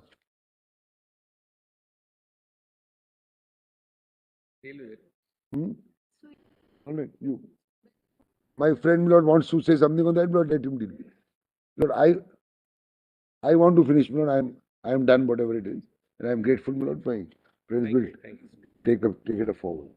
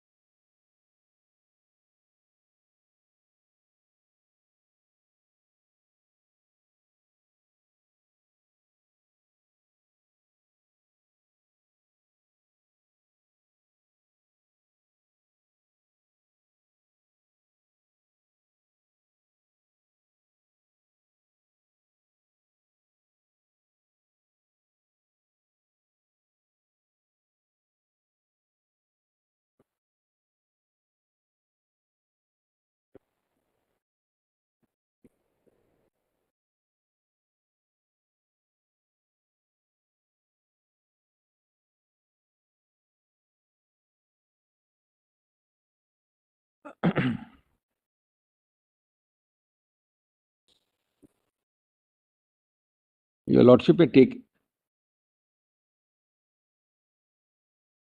Your Lordship may take it, Willis, that I've heard very carefully the sequence, the preliminary objection part, what my learned friend has argued. 95% will not be repeated, Willis. There will be some slight overlap here and there. Your Lordship may not get the answer in the immediate sequence your Lordship wants, but I'm going to be dealing with all of it, Willis. Your Lordship may rest assured. And I'll have, Willis, broadly 3 heads of submissions, which will carry me till tomorrow. But, Willis, may I just tell your Lordships? How long? What's the time? Well, I was hoping to do substantially today, but I'm now starting late. Willis, tomorrow, sometime pre-lunch or just at lunch. It can't is just too much. Well, Today, today, Your abilities to put it in point-wise form, no, well, I think should finish it much before today. I thought. I'll tell you, Lordship, today. That may not be so, Willis, despite the best of my abilities or lack of them, Willis. Tell Lordship, this is a matter of some moment. I am not repeating. I'm giving your Lordship, Willis, facets which are important. But, Willis, I'll be going in a. You can go to 7thly, 8thly, we'll go. Willis, 7 or 8 submissions. Pointillism is a virtue which your Lordship is putting against me, Willis. I thought, Willis, I was We are getting a appreciating virtue. your virtue and asking you to stand by your virtue. Singhvi, from the T20 or one-day international, we have gone into the test. This is at least between a one day and a test, if not a test. Your Lordship will find it, let it flow, Willis. I'll not repeat, I won't take a Lordship's time. Maybe there's a slight overlap tomorrow, but today it might not be possible. I wish I had started earlier, but my learned friend had other issues to deal with today. Yeah. Now, can I? Dr. Singhvi, you will have to. Today we'll. See, these matters, you have experiences of more than this country, I keep repeating. Nowhere I say in the world will arguments proceed in a manner where there's some kind of an infinite time. Your Lordship is liberal. I think courts are liberal. Whatever, maybe matter of the moment, maybe the most crucial issue, maybe the most issue important for the country. But I don't think time frames can spill over. Some matters, Willis, are evolving. They evolve, Willis, as you argue, and more importantly, as your Lordship asks questions, which is very important to make the matter evolve. If you don't make us be quiet. No, I'm saying, Willis, it's more important to make it evolve. No, I'm saying therefore, if it is a presumption that our intersections, interventions cause a problem. No, Willis, I'm saying just the opposite. Therefore, it's absolutely to my mind, I'm very clear, it's absolutely the outer limit for today. are there any written submissions that have been? We have, Willis, we have. Let us see, Willis, how it progresses. I'm confident you will be able to do it. Let's Dr. Singhvi, I'm sure there's something which can go from the bench to the bar, which is that, sometimes you feel that merely because you had longer time to decide a matter doesn't mean that you decided it better. No. Because the Lordship will see how much sometimes because you had a longer time, you might have forgotten something also as well. So likewise for the bar as well, merely because you have a longer time doesn't mean that you put it across better. If my chief was not presiding, I was only there, I would just say my attention span doesn't last this long. Now, well, it's any argument. I'll remind my learned friend next time, when he seeks time for your Lordships. No. When he seeks time we have for done it. I have done it. Remember in the arbitration matter? Arbitration, you did that. You know that I did that. I have a remedy of curtailing. That's not true at all. Which I will not share, my lord. Anyway, Malad, I think... I have a remedy of curtailing his arguments today, my lord. Anyway. I am only saying that all of us, and I include us also as part of it, have to get used to finishing with whatever matter in a time-bound manner, because there are other matters waiting for it to be heard. Well, all I can say is, because I've had the privilege of doing the last continuous 5 constitutional benches here, Lordship would not have found me taking extra time in any of those. Yes. And Lordship, rest assured, back to back, Palas. All right. Rest assured, it won't happen again. But Palas, what is there, I need to, Palas, put before Lordship. I'm sure I'm confident we'll make you finish. Yes. But Palas, what is there, Palas, I don't want to truncate to a fault. Sybil was on that side with him. Correct? Yes. Now, Milad, this matter is... You said you're making 3 points, right? Three submissions you said when we... No, those 3 headings, Milad, before I come to the 3 headings, let me just open by saying, what is this matter about? Well, it is of course about those three headings, which are, well, first and foremost, the interpretation of the Special Marriage Act to be interpreted what might be called constitution compliant, consistent with the Constitution, on the touchstone of, well, the larger constitutional values of preamble and all the Part 3 relevant articles. So that is constitutional compliant interpretation.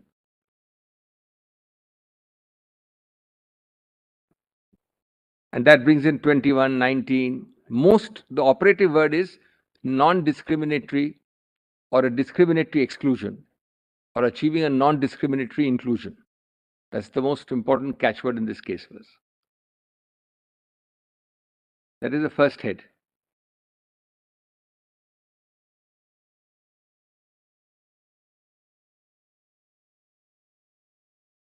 The second head, Marit, is going to be the notice and objections regime of the same act.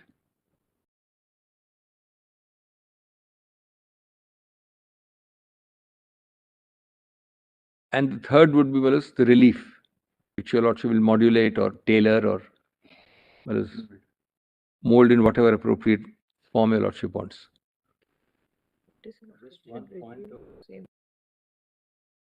On the second point, is there, I take it that there is a petition asking for a declaration? Yes, in particular, my petition. Directly, there are more also. There are several. Just So long as there's Absolutely. so long as The there's a matter prayer, came for then there's admission. My learned friend was told, well, rightly that there are other Fair. matters pending, but he said this is unique All to right. this point. And what is the third point you were saying? Third is remedies, well, how you Remedies. mold or tailor the remedies or achieve a result which is effective, Malat, on the ground.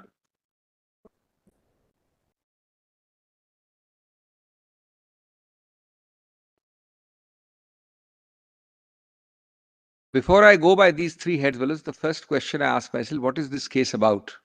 And a very brief opening, Willis.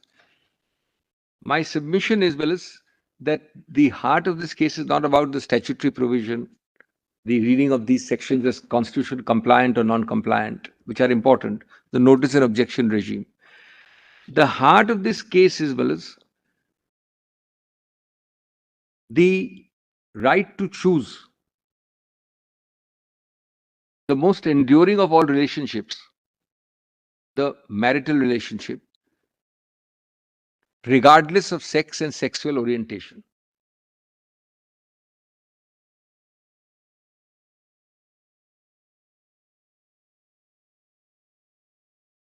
Regardless of gender or gender identity.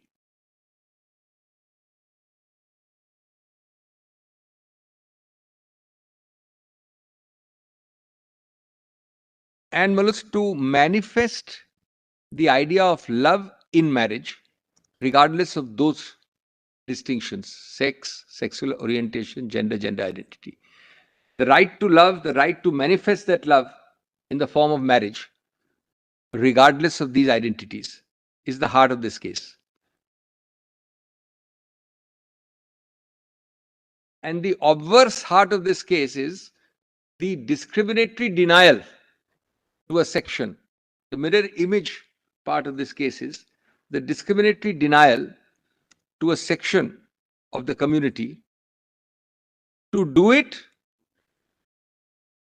based on that sex, sexual orientation, gender or gender identity. That's the exclusion. That's the discrimination.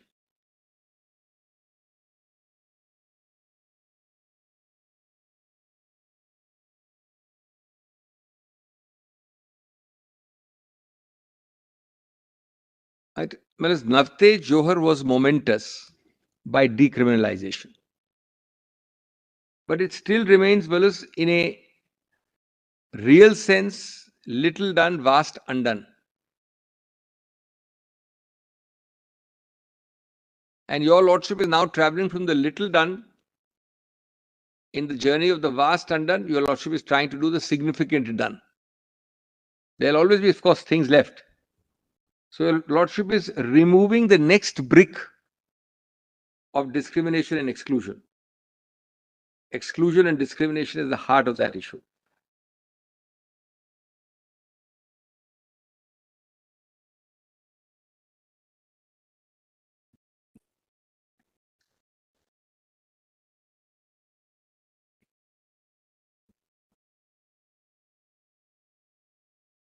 Your Lordship has dealt with anti-discrimination as the underlying philosophy of Navtej Johar. Your Lordship is now knitting a more seamless web, if Your Lordship agrees with this side, of anti-discrimination.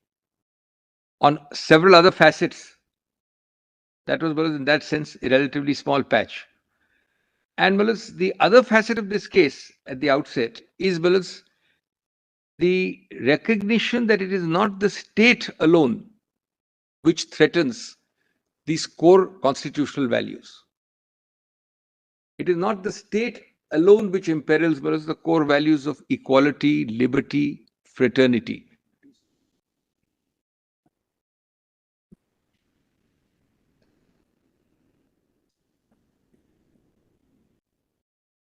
It is also groups, private groups, non-state actors. It's used in a different context, non-state actors, but it applies here as well.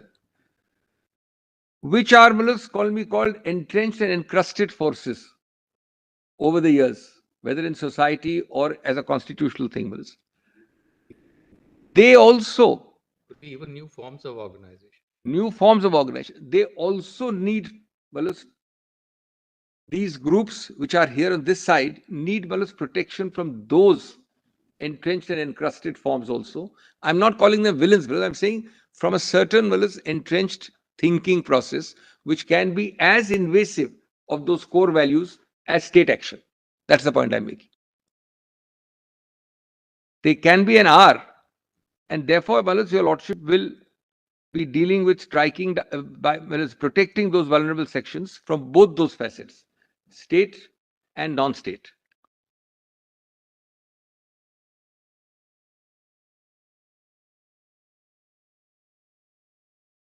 What could be an example of that? One obvious example would be notice and objections regime. One obvious example. Immediate reaction, but there are many more. I mean, one obvious example is notice and objections regime. So that argument prevails. Yeah. That argument prevails for that provision. But I'll be giving more examples as I go along, because vigilante groups. No, the point is social processes being what they are. Yes. A declaration of marriage or even the kind of relief that you seek, how will that per se result in your protection? You will, of course, that 7 issue perhaps is the easiest way out. No, but otherwise, the protection that you seek would want us to give a far wider declaration. Now, assume Your Lordship were to hold that same person marriage. I'm not giving into the consequences, is valid. The validation, the legalization of same-sex or same-person marriage is, along with necessary consequences, a very big victory. Your Lordship is not able to eliminate murder. But Your Lordship has said murder in law is wrong. When Your Lordship says murder in law is right, or in this case, something else is right, that is the protection. Once Your Lordship protects me by declaration, I am on the right side of the law. You're in the right side of the law for no difficulty. But those groups will continue to operate the way they are, unless what you are saying is the value of this right is such that the state is under an obligation to protect you. Absolutely. No, that's it. Once Your Lordship. It's not a mere declaration. We have asked specifically in our protocol. I am going further. It's not a small. Let us for a minute assume Your Lordship doesn't do what he's asking. I'm all for him. Let's assume Your Lordship doesn't do what he's asking. The value that you place to fundamental rights, one takes it is the same value. It's an indivisible value. Yes. Right to free speech, for instance. Yes. Right to association. And all those rights, you can't privilege one over the other. Correct. You can't privilege one over the other. Then what you're saying today is you are wanting us to strike another path and say that all these, or at least start with, you give this privilege this and give this right to us, which the state is bound to, provide and protect us. No, I am not asking for any new right. First of all, I'm not using a Hoffeldian rights positive obligation. Talking of, saying that you are asking. if that's the argument, Yes. now in that sense, there'll be, I mean, we'll be asking the state to do nothing wrong in it. The state is bound to protect it. But we will straight away answer that. Exercise of free speech, for instance, the state plays a role. Absolutely, Manas. Now, Manas, for a minute, let us not. I do not want to minimize the great advance your Lordship would be doing by merely giving the declaration without even the very important point my friend is making. For a minute, I'm testing it by answering your Lordship by testing it. Your Lordship, Manas, assume, Manas, that your Lordship puts you on the right side of the law with consequential, Manas, directions.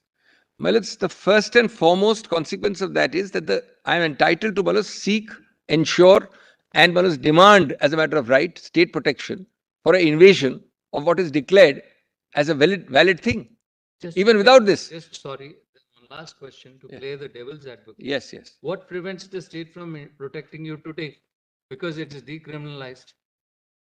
Decriminalization is a very small part. Then It doesn't give me any of the rights I can demand, Malas, once I'm in a marriage.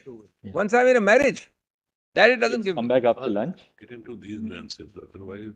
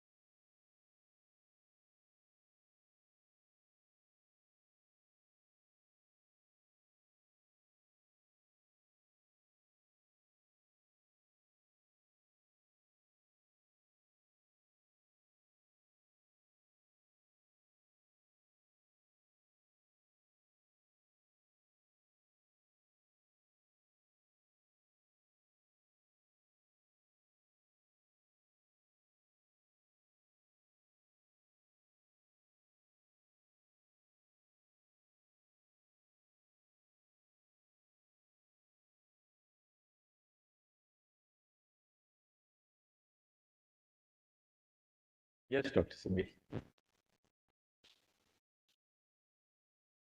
So, Malas, I will first deal with the larger constitutional facets on non-discrimination, dignity, and free speech. And then I will give a lot of very interesting Malas, development on the approach to interpretation to make things constitutional compliant in this country and in England, Malas, to make them treaty compliant. And that is a very interesting new development which will answer your Lordship's query. And then I will come to Malas, the reconciliation which Justice Bhatt mentioned about. It will be much better to do it in that sequence. Exactly the reconciliation of wanting to choose what you want here also and there also, and the inconsistency, if any, it will Malas fit in there. So let me proceed in that way. So Malas, on the larger picture, as I said, these are the three constitutional facets being practiced on ascriptive issues. Ascriptive issues are those which are not taken by choice, which are largely involuntary. So if there is discrimination or a violation of dignity or a violation of the larger concept of free expression, it is based on ascriptive issues. Ascriptive characteristics is a better word. Race, caste, ethnicity, national origin. Here it would be, Malas, sex or sexual orientation. And according to us, the implied exclusion of the entire LGBTQ class from SMA is based on a sole marker of identity, sex and sexual orientation.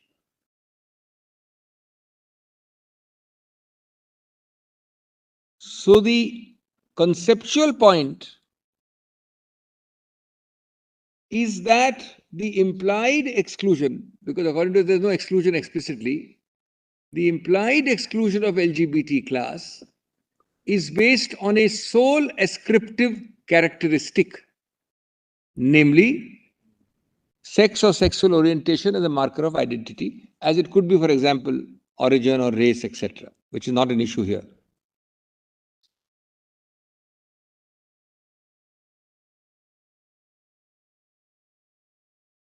The second aspect here, in the larger constitutional perspective, is that, brothers, when the government of India, in its various places in the counter, and I'll read one line only, says, for example, socially, culturally, and legally ingrained into the idea and concept of marriage, the traditional marriage forms. Well, it fails to really address that the SMA was created by your lordship, I mean by the legislature, as an alternative to what you might call socially, culturally, legally ingrained concepts of marriage. The very creation of SMA was that. To include what might be called, and I use a loose phrase, not quite right to use it, but that's the real way to use it, unpopular marriages, interfaith marriages, socially sanctioned marriages, directly or indirectly. Unless you had them in mind, the socially sanctioned marriages in a negative sense, why would you create a SMA? So, the government of India is actually hoist on its own petard when it says that we will look only at a particular format of marriage, but you have got SMA for decades.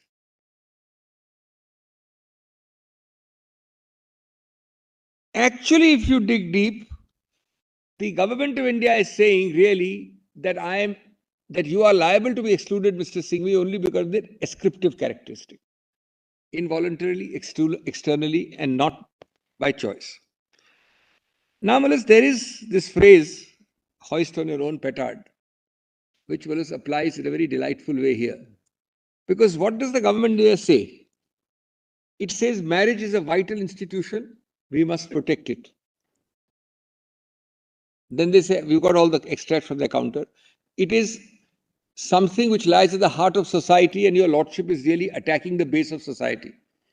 If being asked even to read in different forms of marriage, etc., etc. Well, it's why I use the word hoist on the own petard. in para 15 of my written submission, I have in fact said that it is because marriage is a vital foundation that we, the excluded class, wants to have all those indicia or index of marriage which follow a marriage. Namely, why is marriage important, Malas? Why is it that there is one class of marriage, I will use the word traditional marriage, versus the other excluded class, non-traditional? Let's use just a neutral phrase.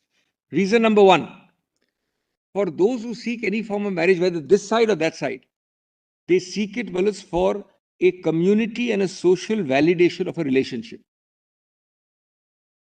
And I can't agree more with Mr. Tushar Mehta that just like heterosexuals seek it and deserve it, non-heterosexuals seek it and also deserve it.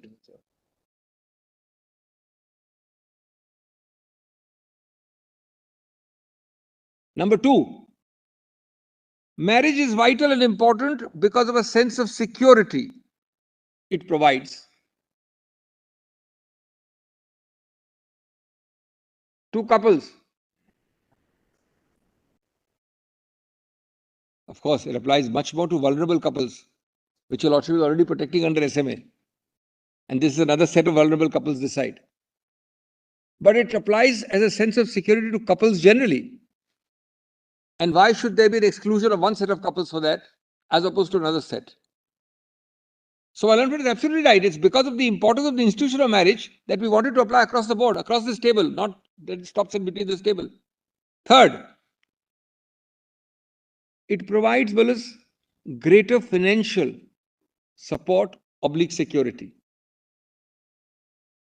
And not one of these, if it applies to heterosexual couples, should not Willis travel on to the non-heterosexual class. Not one of these. Based on an ascriptive disqualification. Number 4, which I must put in a chart now. I made an appendix, which you should find useful.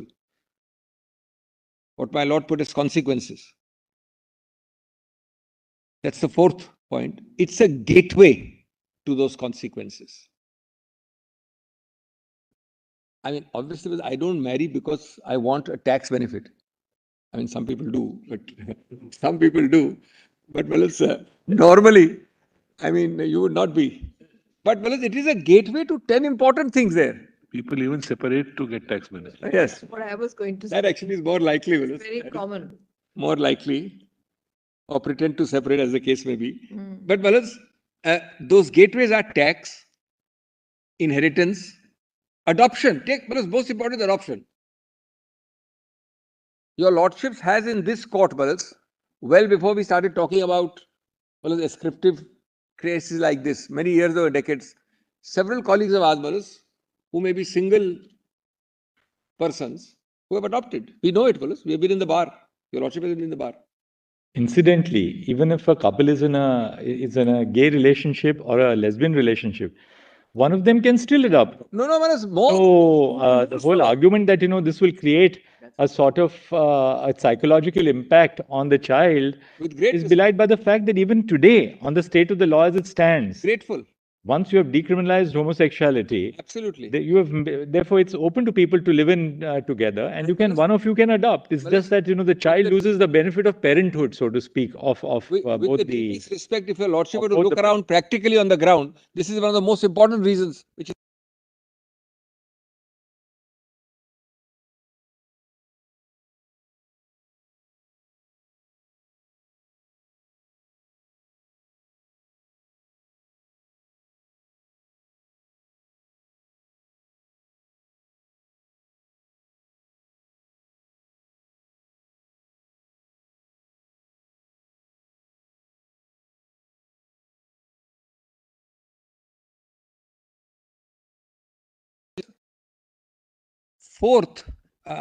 fifth, is that marriage by itself, or rather, Lordship we call it marital status.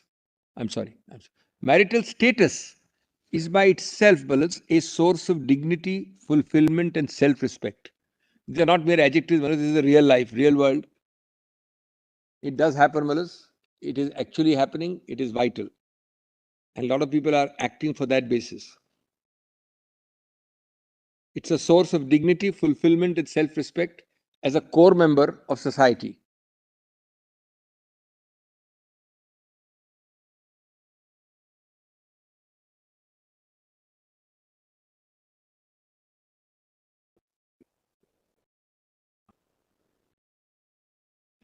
And last is, it's a integral aspect of the ability to have and enjoy a family life. To have and enjoy a family life. With the other indicia we have talked about. Your Lordship, a cross-reference in brackets, para 15 of my WS has these. Just, I'll come to it later, just cross-reference it on the side, para 15. Now, Malits, if I may digress here for 30 seconds only, just turn to Appendix 1 of my written submission at page 30 of my written submissions, which is a useful listing. This is a bit of a digression, it's useful listing. Part of what? 453 Compilation 1. of the written submission volume. Apparently, Your Lordship, in your soft copies have written submission sets all together. In that set, I am 453. We go to volume 1 of the compilation? Volume, yes, volume 1, page 453. It starts, right? Got it, number 7. Page 4. Yes, your number Sorry, 7. appendix is at page 453. It starts, Number 7. it starts at 424. My appendix is at 453. 453. Index volume 1. ये इसको ये volume 1 होगा ना? compilation 1 करो. volume 1 है. Compilation 1, not volume 1. File for the bench is called compilation 1. I'm told, Malas, the file for your Lordships is called compilation 1. Yes, compilation. Correct, correct. Some 900 odd pages. Yes. These are the laws. Which para you want us to read? Now, let's just go to page 453 of my written submission, just the appendix. Appendix 1. Volume 1. Yeah, appendix 1, correct. I have made it vertical rights and horizontal rights. It doesn't really matter so much for the time being, but vertical rights are more against the state or involving the state. And horizontal rights are non-state groupings. Justice Call has got 453. Only 1 second. Yes. Now, Where do you want us? It's at page 32. So it will be PDF page 453. when I 456. That's right. when I intervened yesterday to say 456, 456, sorry. Of this file. Printed page 453. Yeah. Appendix 1, no? Yeah, appendix 1. when I intervened yesterday to say that your Lordship is not hearing just the word marriage or a concept of marriage, just kind of a label given, but a meaningful Content. meaningful concept with content. This call doesn't have it. Got it? When I said yesterday, Malas, that your Lordship is not dealing with an abstract concept of marriage as a label to be put on my head, without content, without meaningful Malas, consequence, this is the meaning. One category I've given 5-6 points in my para 15. I just gave it to your Lordship orally, which is the more societal aspect. These are the more concrete aspects. And which of these is deniable merely because I am not Malas, that side of the table, but I am Malas, the other category of couple. Adoption,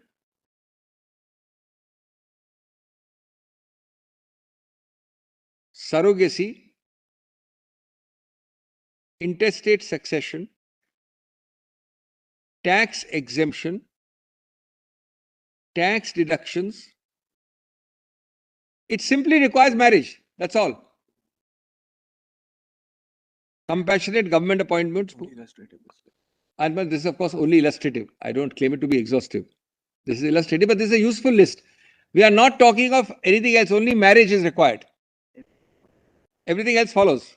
Compensation to dependents, appointment of nominee for receipt of post-retirement benefits. Privilege is an interesting one, Malas. Spousal communication, 123 is now, Malas, largely forgotten. 122, I'm sorry. Right to bodily remains.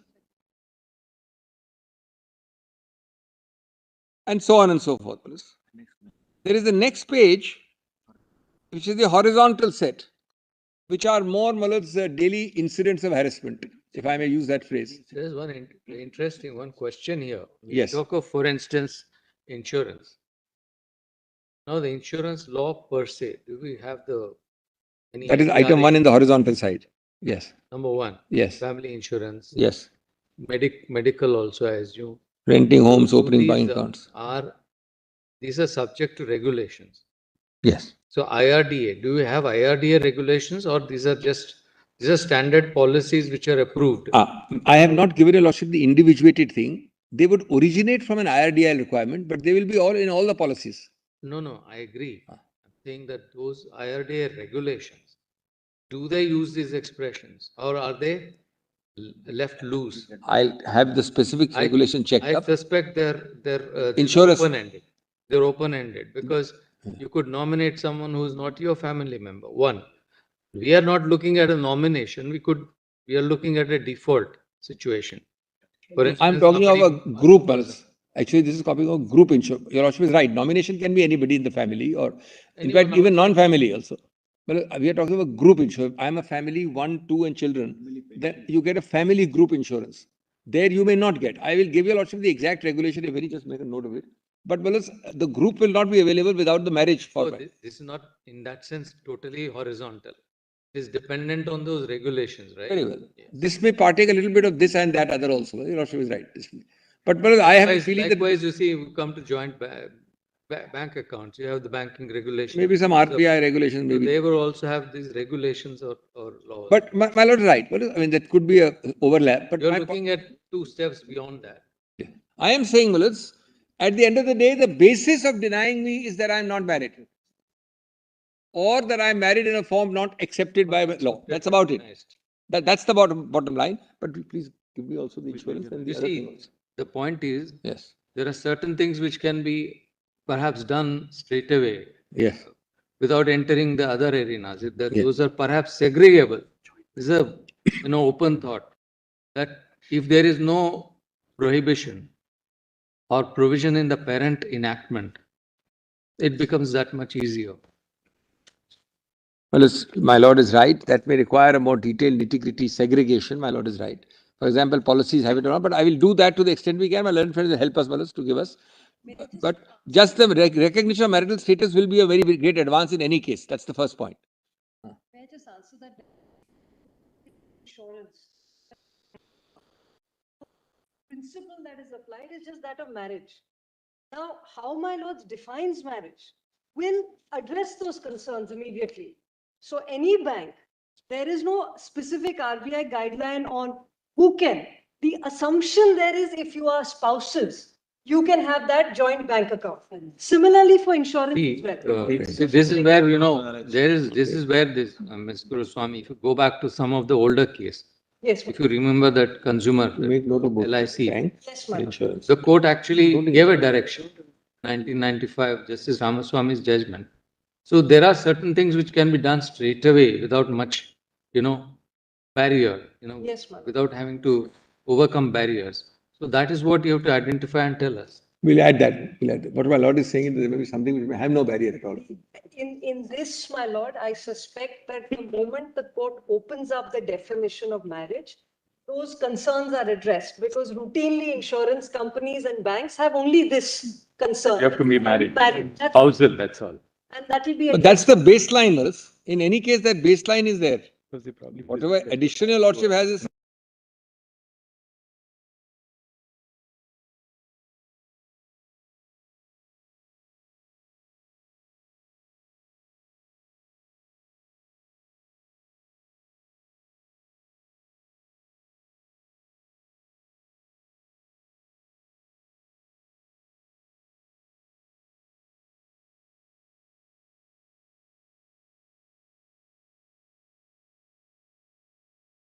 by saying, I will give your lordship 2 illustrative examples of bank accounts and insurance.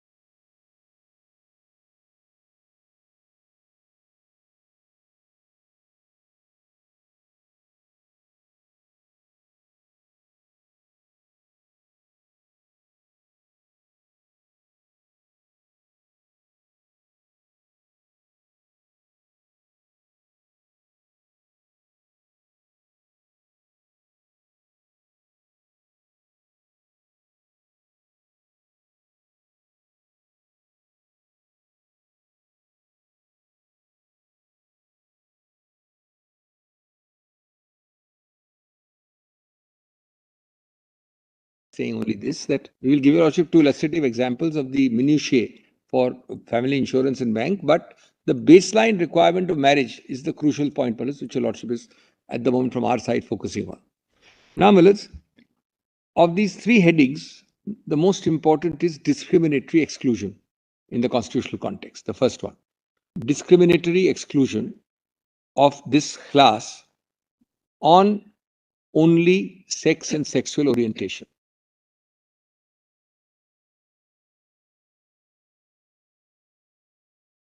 Which is, I've said, an ascriptive characteristic.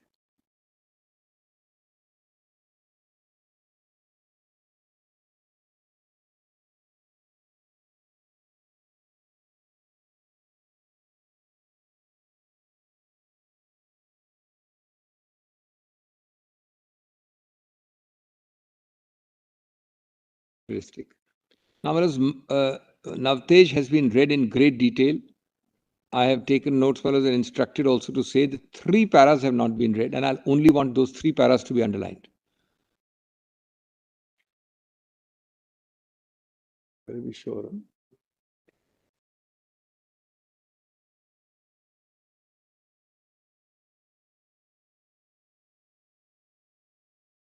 Your lordships are more suspicious of and more inclined to interfere when Miller's classifications of disadvantage based on sex or gender are involved facially. That's the principle of Navtej, also which has not been read. Just come to 316 para number. Firstly, at page 9, at page 165 of the SCC, 947 of your lordship's PDF. Volume 1 PDF, your lordship is marked Navtej in great detail. 947, para 316. Well, amongst ascriptive conditions, where the ascriptive conditions.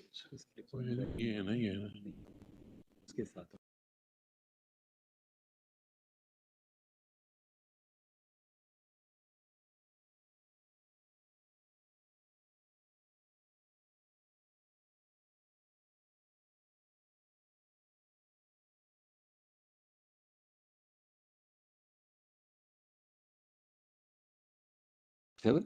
947.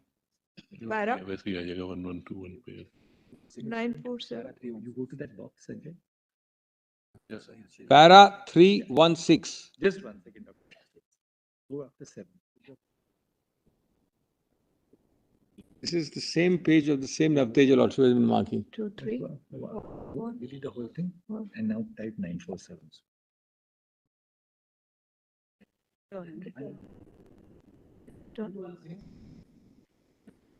316. 316. Even amongst ascriptive conditions, your 947 para 316. 978. Sorry, it's PDF is 978. That's a PDF page. Not both you have to give the one they are using. You give me not both, give me what they are using. 978. And return. Enter. Return. Yeah. Yeah. So, well, even amongst ascriptive conditions, your lordship will look more suspiciously at those based on gender and sex. Just come to 316. The learned judges then went on to further hold that the standard of judicial scrutiny. Now we are on the standard of judicial scrutiny, on the approach, which on their face effect discrimination is as follows. It is borne in mind that legislation pronounced protective discrimination aims such as this one potentially serve as double-edged swords. I'll read the italicized portion, Mulus. Legislation should not only be assessed on its proposed aims, but rather on the implications of the effects. The impugned legislation suffers from incurable fixations of stereotype, morality, and conception of sexual role. The perspective thus arrived at is outmoded in content and stifling in means. Now, I'm interested in the next parameters. No law in its ultimate effect should end up perpetuating the oppression of women. Personal freedom is a fundamental tenet which cannot be compromised in the name of expediency unless there is compelling state purpose. Heightened, this is the last sentence, heightened level of security is the normative threshold for judicial review in scrutiny in such cases. And then, Malads, Which is 1079, the correct page for them. 1110, page number, para 637.3. PDF page is 1110.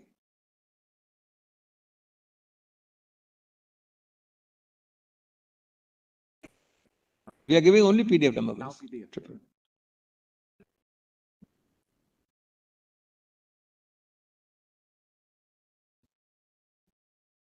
Well, it's the whole para is important, but to save time, I won't read the whole.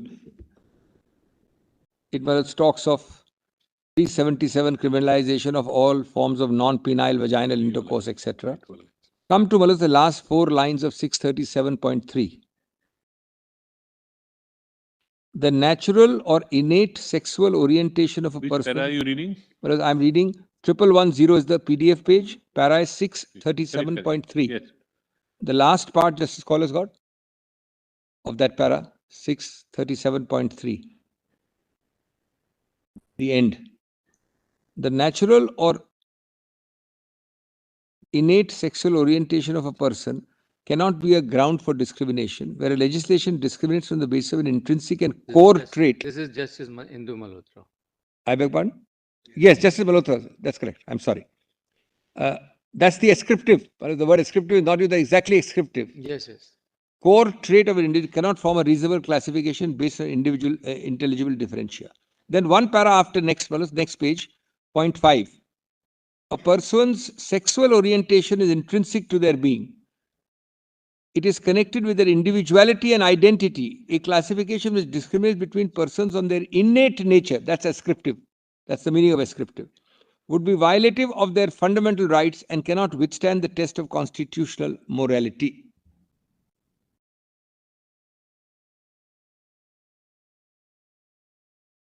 The principle is actually very simple, that you cannot discriminate against, the state cannot discriminate against an individual on the basis of a characteristic over which the person has no control. Exactly. That's if I may say so, very pithily and very simply put, that's the essence of it. But your lordship now to apply it, traveling away from criminalization to a general principle also it applies. How can it be that criminalization doesn't apply elsewhere? Then, Manas. And when you say that, this is an innate characteristic, it's also an argument in response to the contention that this is very, elitist, or it's urban, or it has a certain class bias.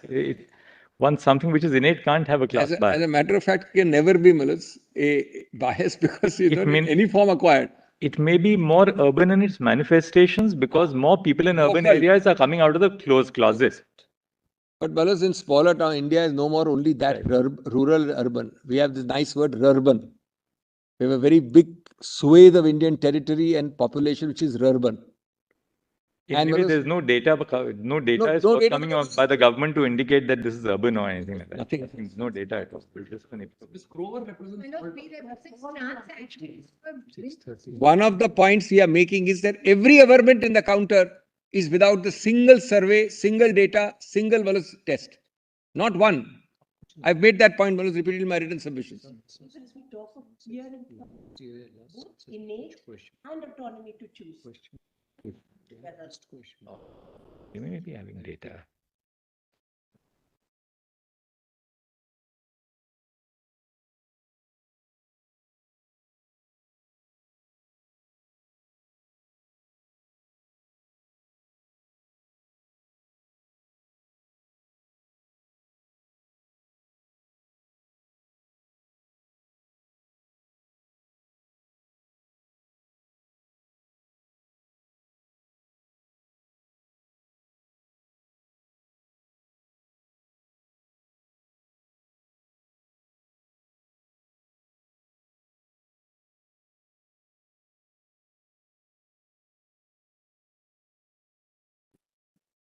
Just on this, my client was forced to go to the streets, Zainab Patel, transgender, disowned by the family, begged on the streets, came up on her own, and today she is director in KPMG, all by herself.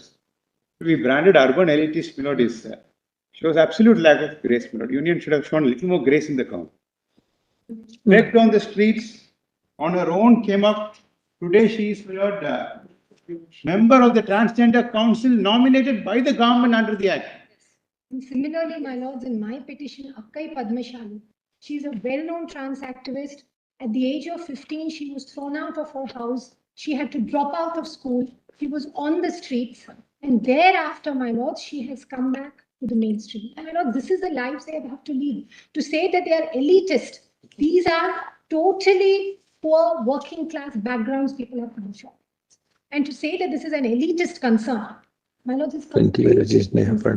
They need to. In fact, under the Transgender Act of this union itself, Kinnars, Aravans, Jogtis, and Hinjras are recognized as specific categories. Named by category, actually, in the Category. definition, we saw it yesterday.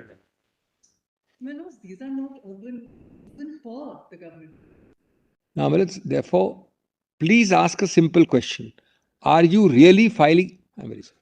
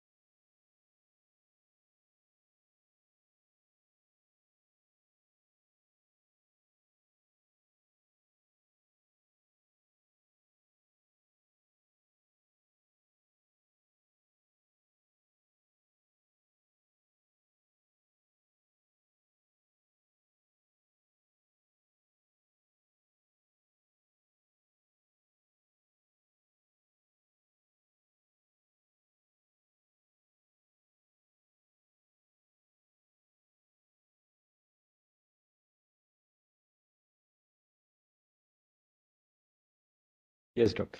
Your Lordship will now come to us by written submission, para. Can we just get back to you a little later so that that way Dr. Singhvi's flow is, yeah, we'll complete with Dr. Singhvi's argument. Page, my written submissions will start at 427. Your Lordship has a compilation, Yes. only submissions. In that PDF page is Yes, 427. Come to Ballas 433 or rather 432 where para 19 is there.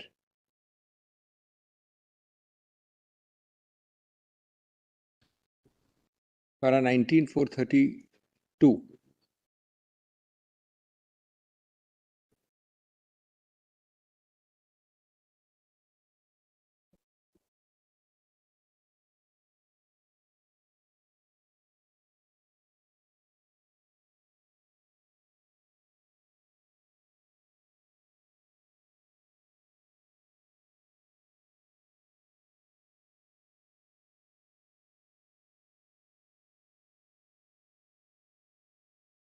Of my submissions. Volume 1, you get to go to compilation 1 now. Click on compilation 1.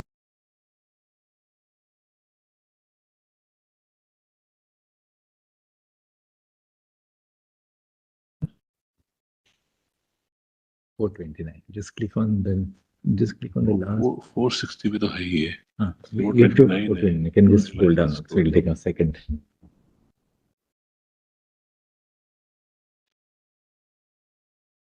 He was 19.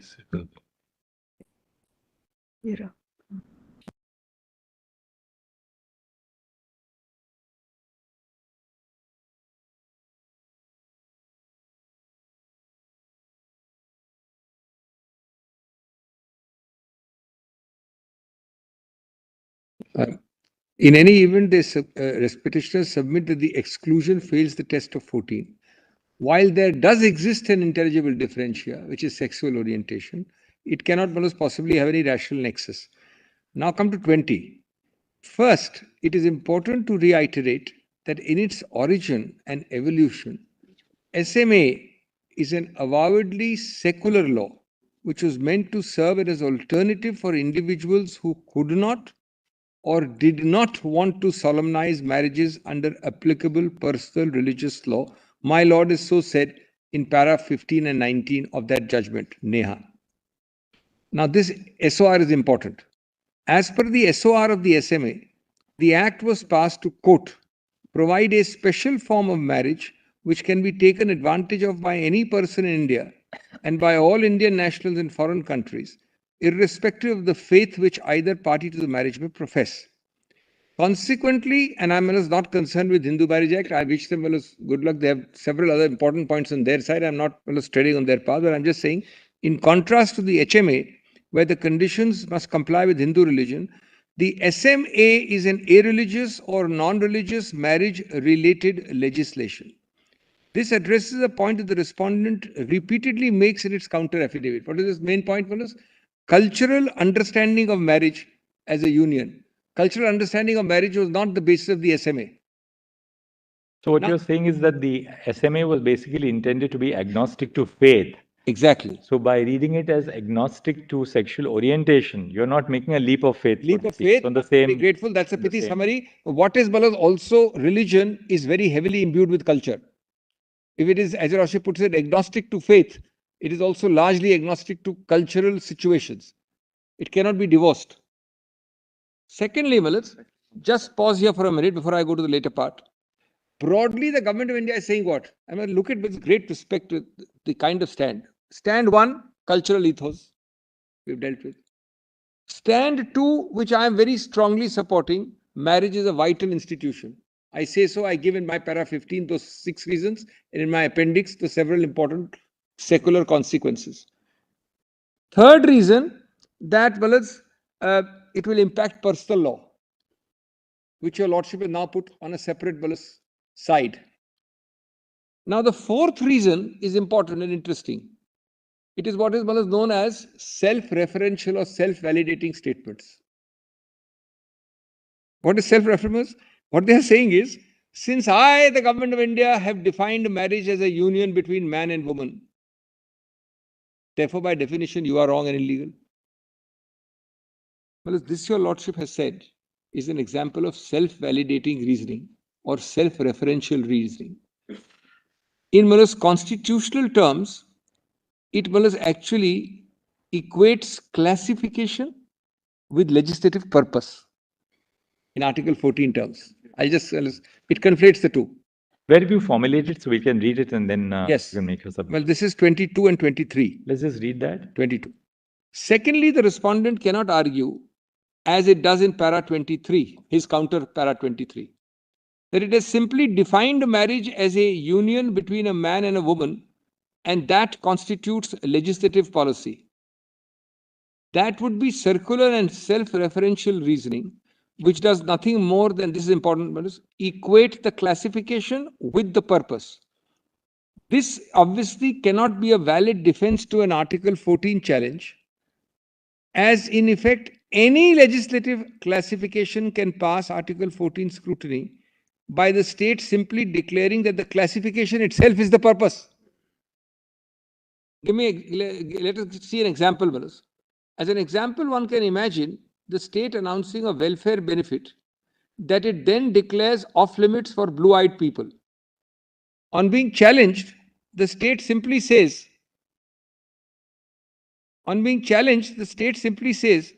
that it has defined the welfare benefit as one that all persons except blue-eyed people are eligible for, and that the legislative purpose is to exclude blue-eyed people from accessing. It is submitted, this is self-referential to decide whether exclusion of blue-eyed is valid or not, not that I say that it's blue-eyed are out. You have to decide the validity of blue-eyed being out. That itself may be wrong or right. But obviously, the basis of the classification cannot be conflated with the purpose of the classification. They can't be conflated, which is what is happening here, unfortunately. Well, as one example where my lords dealt with this situation was Deepak Sibbal's case. Evening law classes. Where, LLB. Your Lordship knows that, of course, was a case where, Your Lordship had enrollment in evening law classes. The answer was this only, that the purpose is to exclude people from, Your Lordship, the whole idea is whether the purpose is valid or not. There's that old saying of Pascal, I think, therefore I am. If you adapt it for the Government of India, the affidavit says, it is right because I say in my counter it is right. It really amounts to that. Now, let us kindly see, Deepak Sibbal, state sought to justify legislative classification limiting enrollment in evening law classes to government employees by deploying the self-referential reasoning that the purpose was to provide legal education to only government employees. In effect, equating the classification with the purpose, Your Lordship struck it down in paras 18 to 20 as well as illogical and well as not sustainable.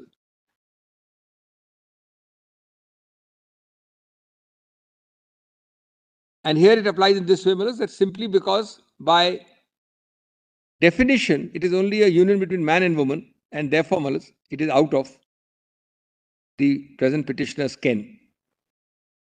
Then, para 26 of my note, which is para 24 of the counter, is the same cultural ethos and societal values. Apart from the fact that this is a very general, one more thing, it pervades the counter. Not a single survey, not a single thing, statistical, Brandeis brief to say anything, that this is valid. It's ipse dixit. Now, in any case, Your Lordship has read that judgment that societal values cannot trump equal treatment. That principle, Lordship, will note on the side. I've not given it here. That's para, Your Lordship read in the morning. You can't trump equality principles by reference to societal values. If I am here on exclusion based on discrimination, then assuming, I'm not at all accepting that societal values make it outside of the ken. But if they were, it cannot trump non-discriminatory principles. By definition, this is the second part of my para 26. By definition, equal treatment and non-discrimination requires challenging majoritarian social norms. Otherwise, there's no question of non-discrimination. Challenging societal norms, whether gender, caste, etc.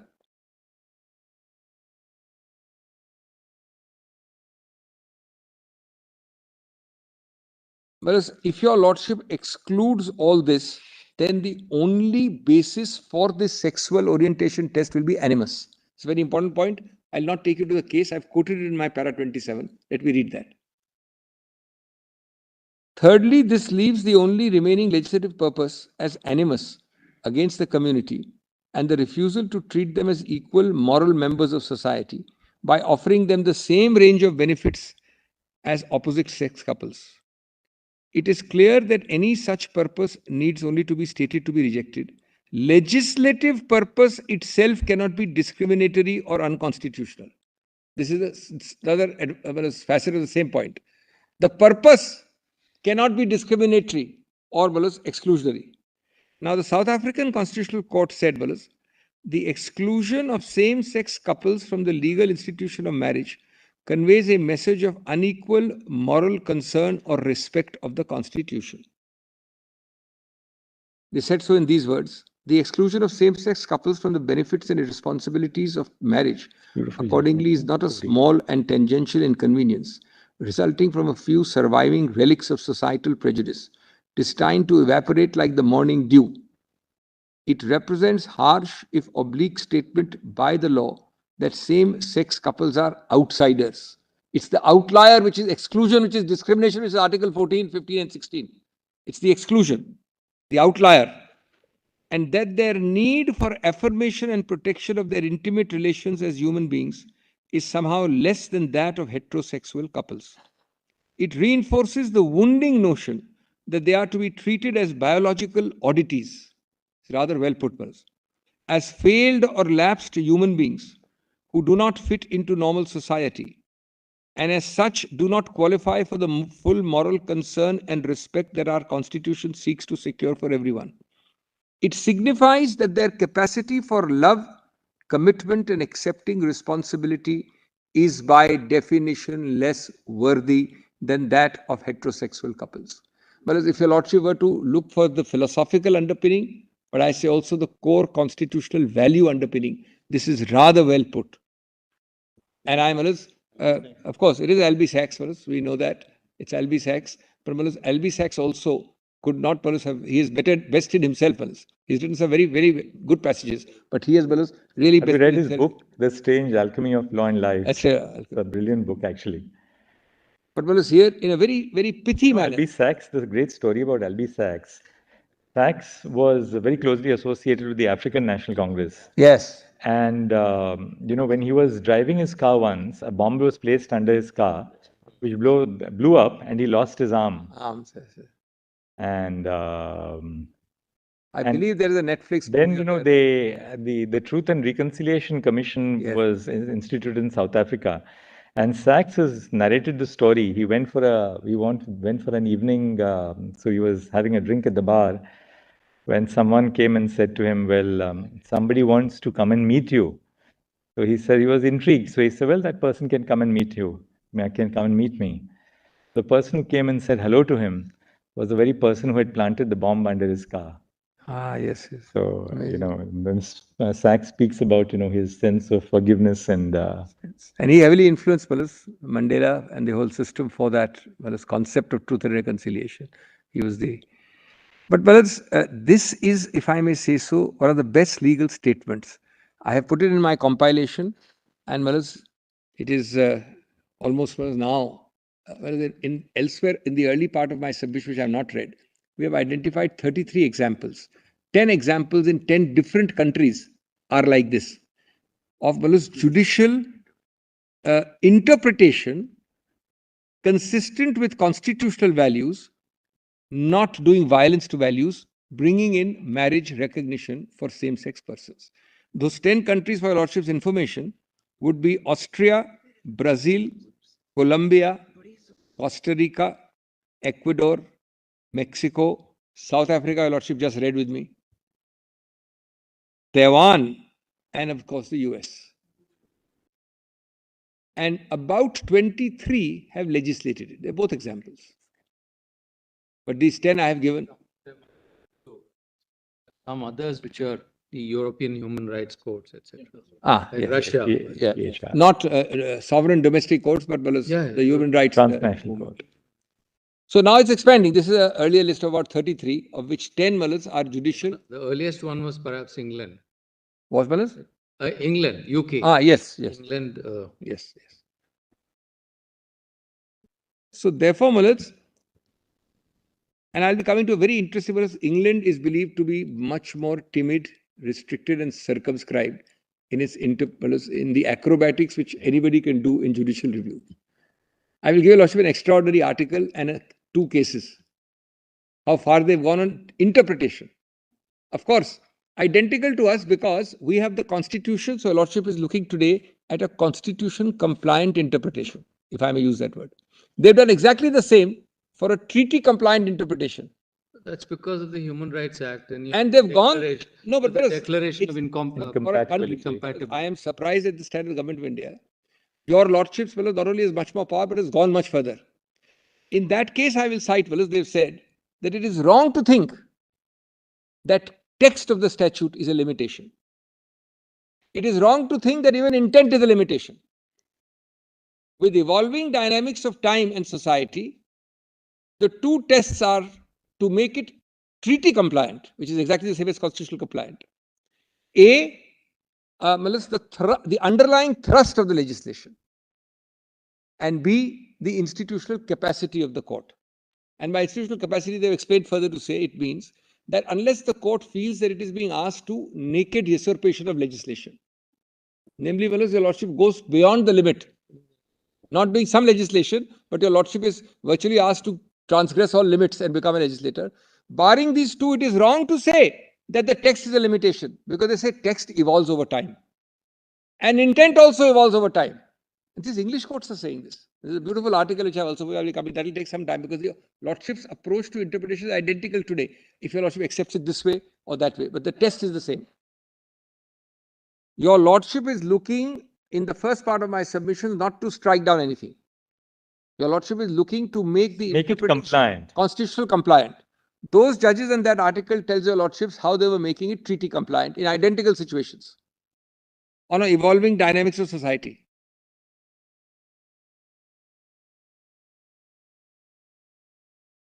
Then, mullahs, there is another facet, mullahs, of manifestly arbitrary. Your Lordship knows, mullahs, Article 14 to just digress. It's important to digress for 30 seconds, mullahs. Till, mullahs, Royappa, etc. Broadly, as there have been earlier cases, your Lordship had only, mullahs, the discriminatory aspect. Then your Lordship got the arbitrary aspect, just developing nascently in Royappa. Then your Lordship carried that arbitrary aspect much further in Maneka, Ajay Hasya and all those cases. Mullahs. And now, mullahs, your Lordship has turned, mullahs, Mr. Benegal Rao and Mr. Frankfurter over in their grave by bringing in full due process. He picked up the Japanese constitution and put it in Article 21 because Mr. Frankfurter said, look, you do anything you like, but don't do this. Your Lordship, mullahs, camouflaged it by calling it procedural due process in Maneka. Now we brought in substantive due process. Now, mullahs, substantive due process. Mr. Rao must have been shocked even within 2 years. And Mr. Frankfurter would have died a second time, mullahs. Justice Farzali actually imported it. Yes. It just took another 20 odd years. And mullahs, after Maneka, where your Lordships kept the pretense of procedural due process for a few decades, your Lordship now has all of them, mullahs, talaq, triple talaq, Joseph Shine, any number of cases, manifestly arbitrary, which is nothing but substantive due process. Now, with that background in mind, kindly consider what your Lordship is today judging, mullahs. Your Lordship is allowing the creation of hierarchy between different conceptions of the family. It's another way of looking at the same thing, conceptually, mullahs. Your Lordship is allowing distinctions foul of 14, 15, 16 by, mullahs, having a hierarchy between different conceptions of the family, involving unions between some kinds of persons more equal than others to have unions. Of course, again, based on their ascriptive characteristics. So hierarchy, which is a sub-classification, your Lordship will not allow in Article 14. Of course, it's another angle to look at the same thing. Don't allow hierarchization of family units between those penalized for their ascriptive tendencies versus heterosexual couples.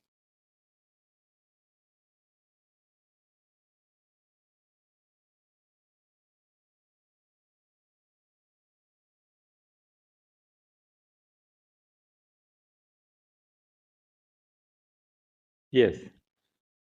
Your lordships brothers actually said this. Of course, not the ratio of the case, because my lords were dealing with a narrower issue about a mother with children from the first marriage. But your lordship's principle is clearly stated in my Lord Justice Chandrachud, as he then was, in Deepika Mal's atypical family units. And the para is 26. Lordship may note that para. That was cited but not read. It was cited by Mr. Hariharan. Hariharan. No, Which one? Deepika Mal's 22. That is Mal's in your lordship's compilation at page 84 at 91. Just read that one para, Mal's. My lord has put it very pithily. Atypical family units, referring to Mal's queer relationships, equally deserving. Kindly turn to that page, Mal's, just for a minute. Para 26 is that page. Is it 60? Page 91 PDF. 91? Yes. Volume 1. Volume 1, Sanjay. Volume 1.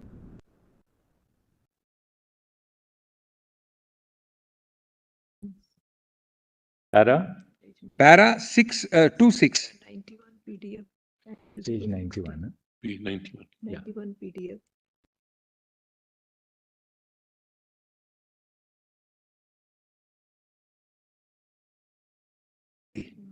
Returned. That's the hierarchization created wrongly, I say, Malus.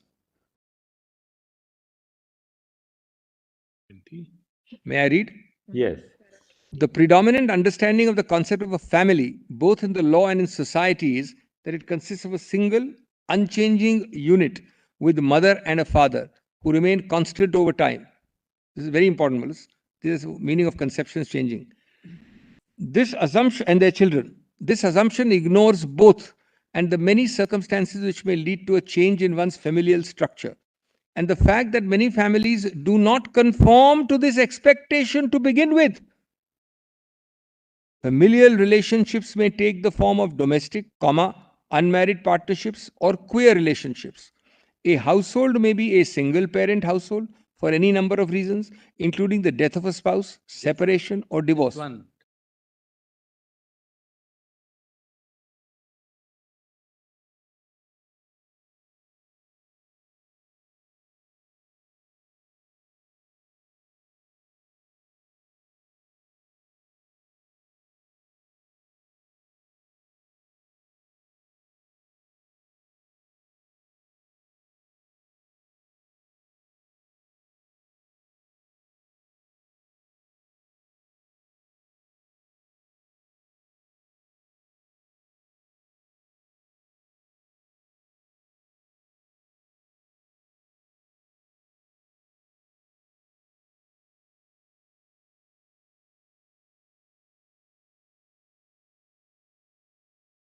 I'm interested in the second part of this, but just read the next few lines. Very pithily put. A household may be a single-parent household for any number of reasons, including death. Similarly, the guardians and caretakers who traditionally occupy the roles of the mother and the father, inverted commas, of children may change with remarriage, adoption or fostering. These manifestations, this is what I'm interested to read, in particular. These manifestations of love and of families may not be typical, but they are as real as their traditional counterparts. Such atypical manifestations of the family unit are equally deserving not only of protection under law, but also of the benefits available under social welfare legislation. The black letter of the law must not be relied upon to disadvantage families which are different from traditional ones. The same undoubtedly holds true for women who take on the role of motherhood in ways that may not find a place. Well, these 6 lines in the preceding in particular sum up, Balas, the Article 14 aspect which I am making separately. Atypical does not mean, Balas, the atypical application of the law. And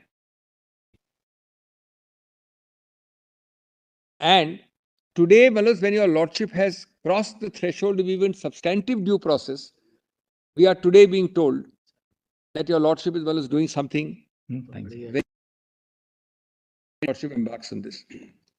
This completes my first and the most important pillar, non-discriminatory equal treatment.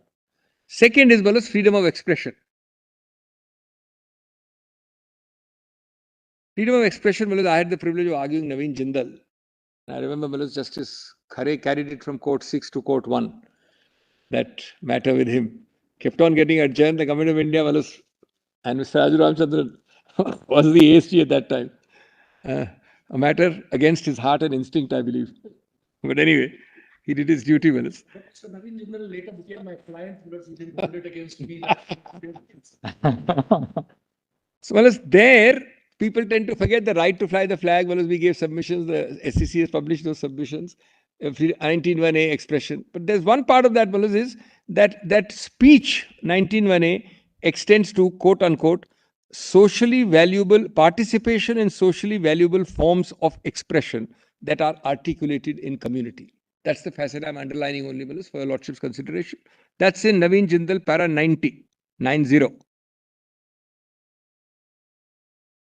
And the socially valuable forms of expression articulated in community, the participation within which is essential to be complete, is also applicable to this case of exclusion. I'm not reading NALSA because it's been read, it's been referred. I put in my submissions. I'm strictly avoiding it, But my point in one line here is freedom of expression includes the freedom or the right to express one's gender identity in all its manifestations. That's my proposition as far as this topic is concerned.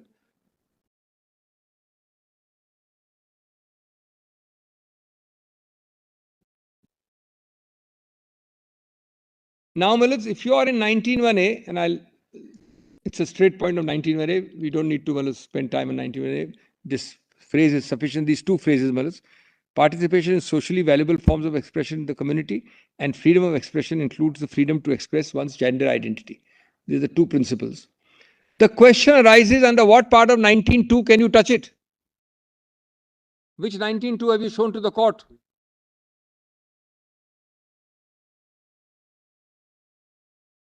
That's the more important aspect. It can't be, it is not. There is no reference point to any facet of 19(2) which there cannot be. You can stretch decency and morality. You can stretch decency and morality.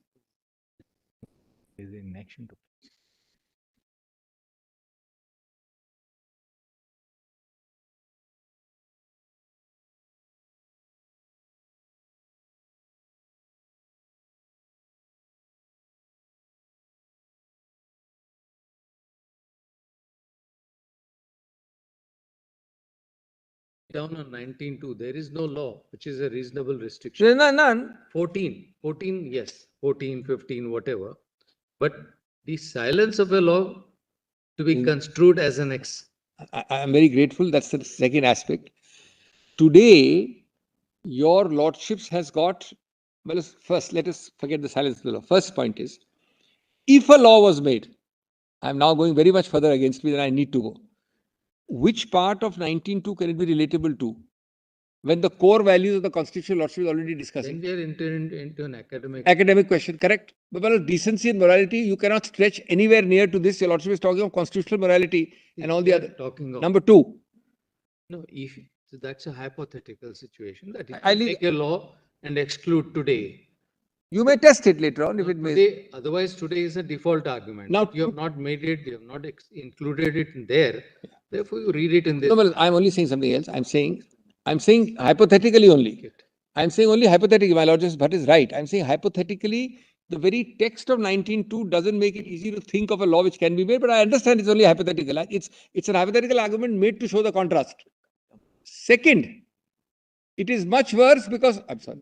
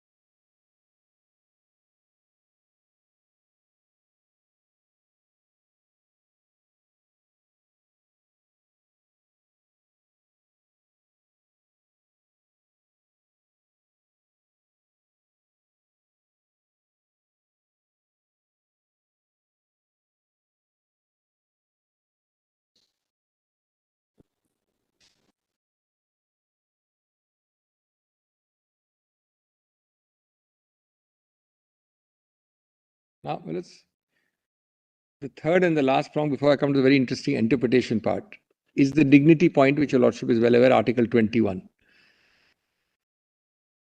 I'm sorry, I forgot. I'm very sorry before I leave that. Well, it's this last part. This is actually the intersection. Main is Article 14 and 15, 16. This last point is an intersection of 14 with 19(1)(a).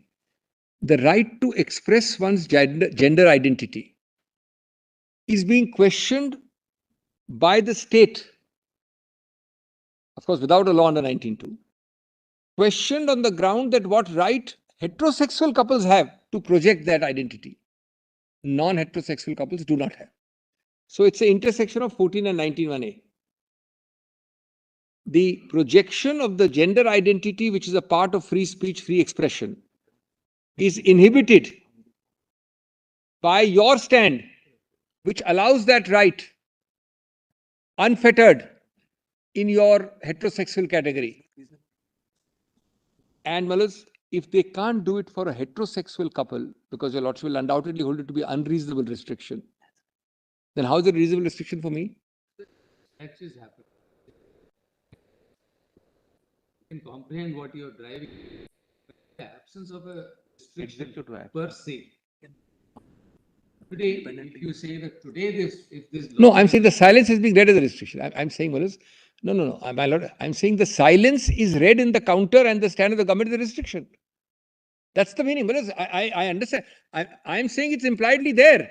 You have to read it there. It's not so much a statutory silence as much as the failure of to allow. They're not going to allow it. To enact a law. Well, it's more than failure to enact. They will not recognize. I'm not going to go in the market with the label of marriage only. If I do anything on the basis of that marriage, who's going to recognize it, Malas? In argument. No, that is the right part. I'm saying, Malas, their restriction.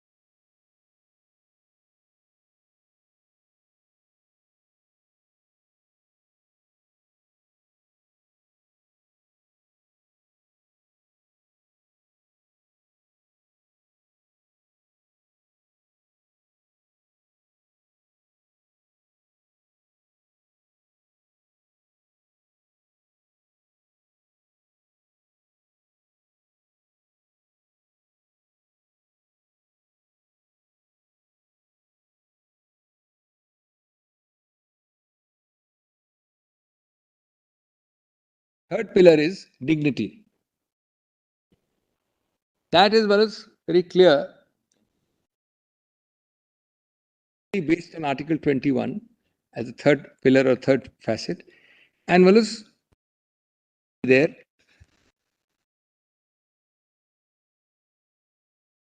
Everyone with equal concern and respect is the core of that dignity. If you were to, Malas, Sorry, I just missed the point. I just missed the point, sorry. No, I'm saying the third pillar. We're done with those two pillars. Part of it. The last one is, Malas, of course, the intersection. Of course, 14 is vital in the intersection. And to what Justice Kohli also said, apropos Justice Bhatt, lack of recognition is actually a full restriction, de facto, de jure. Now, coming to the third pillar, dignity. Dignity, is Article 21, obviously resides there. And your Lordship has put it, differently, but the best, simplest way of putting it is to treat everyone with equal concern and respect, and not to send a message that any individual is less worth because of their ascriptive characteristics. That any group is less worth because of their ascriptive characteristics.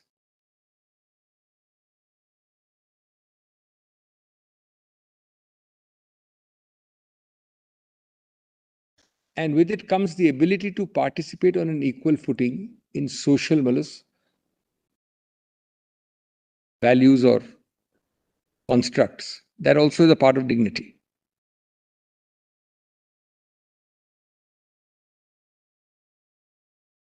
That's the entirety of dignity part.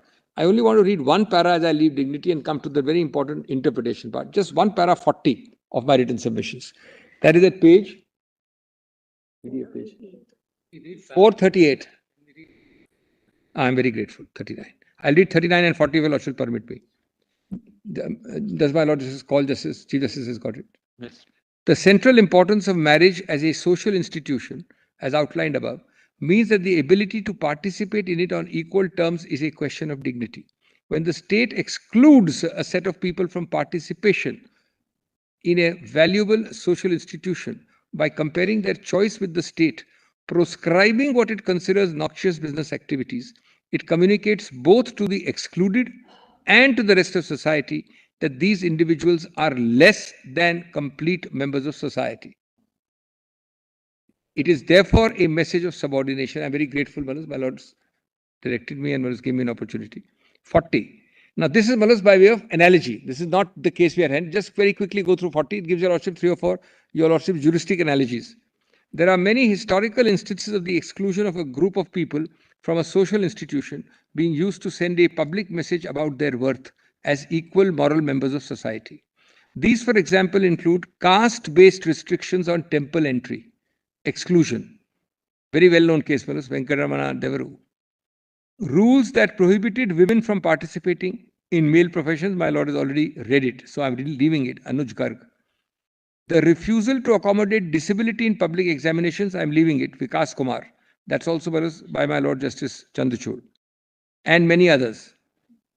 Over time, laws and the judgments of this court have removed these exclusions on the understanding that the ability to participate in the making and remaking of social institutions is central to individual dignity. The exclusion of LGBT, etc., from the social institution of marriage is one of the last remaining legal outposts that sanctions such exclusion. And therefore, Malas, it would advance the constitutional goal. This completes the 3 constitutional pillars and the ascriptive test. I now come to something very interesting, where in different contexts, in 3 judgments, in the House of Lords in the UK Supreme Court, one of the two judgments was very beautifully put.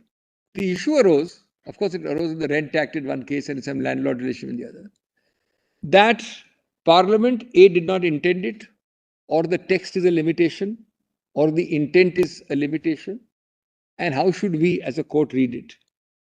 But fortunately, it arose, how should the court read it as a treaty-compliant legislation, not merely interpretation. In that, I'll read first one case, then a very, very well-written article, and then the other 2 cases. That's going to be, I believe, very profitable and repay study. First, turn to the House of Lords in a case called Ghedan. Now, this is in volume 4, which is foreign judgments.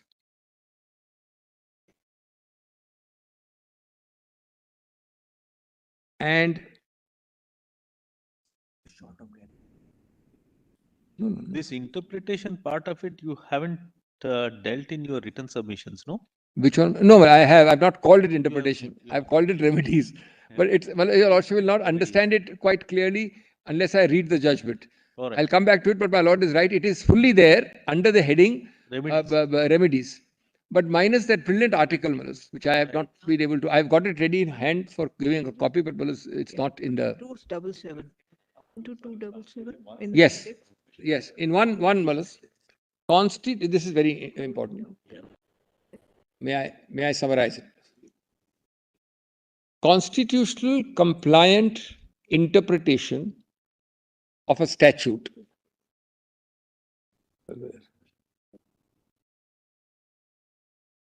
oblique treaty compliant, because your lordship is dealing with a treaty case, oblique treaty compliant, which is their constitution. The treaty is their constitution. Constitution compliant interpretation oblique treaty compliant interpretation of a statute is not limited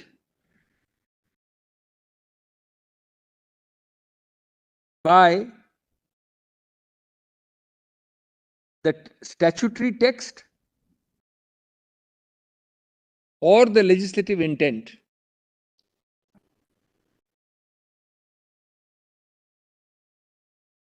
But in a dynamic, evolving context,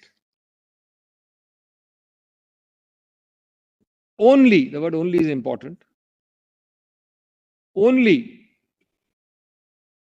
by underlying thrust of the legislation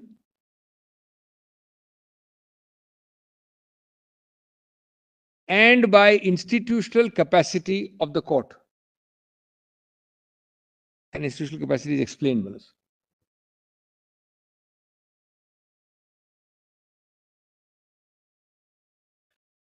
This is 113. 32. Ghedan. I start with Ghedan, Malas, which is para 32 at 1136 of your lordship's PDF of volume 4, which is foreign judgments. Para 32. Give me one page. 1146. I'm sorry, I gave the wrong page. But what is third part?